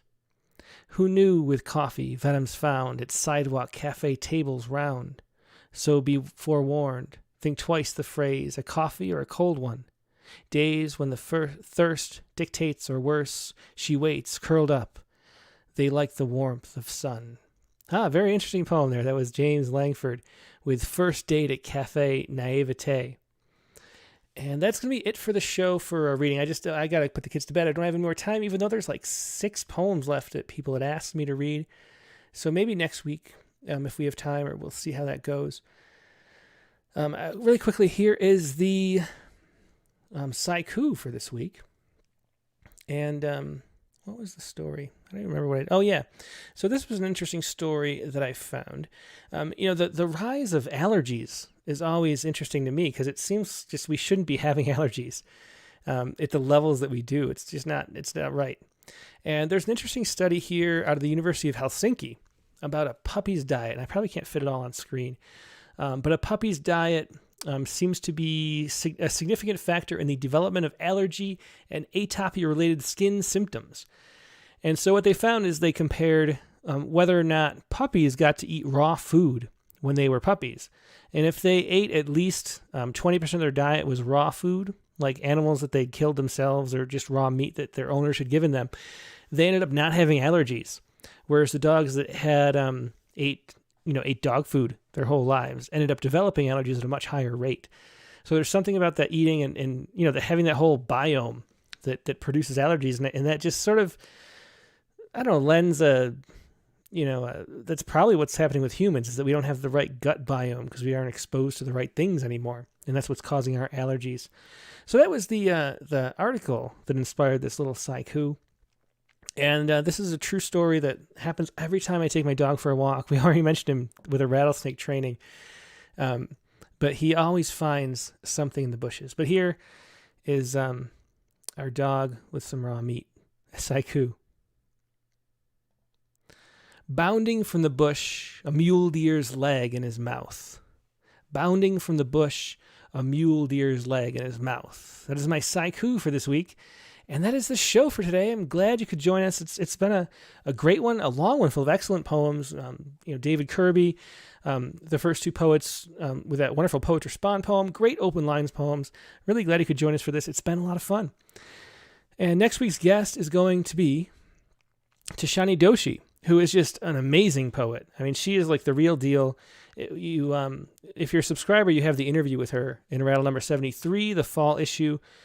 She's an Indian poet. She is in Dubai right now. So we're going to catch her while she has good internet there before she goes back to India later in the month. And her new book, A God at the Door, is out from Copper Canyon Press here in the United States. It just came out. I just got my copy here. It's a wonderful book. Just a wonderful soul and fascinating person is Tishani Doshi. And it's at the new time. I know we switched times about 6 months ago to Sundays. I'm going to switch one more time. I promise, I think this is the best time. So we're going to make it noon Eastern from now on. And that way we can just reach the most people, because most people live.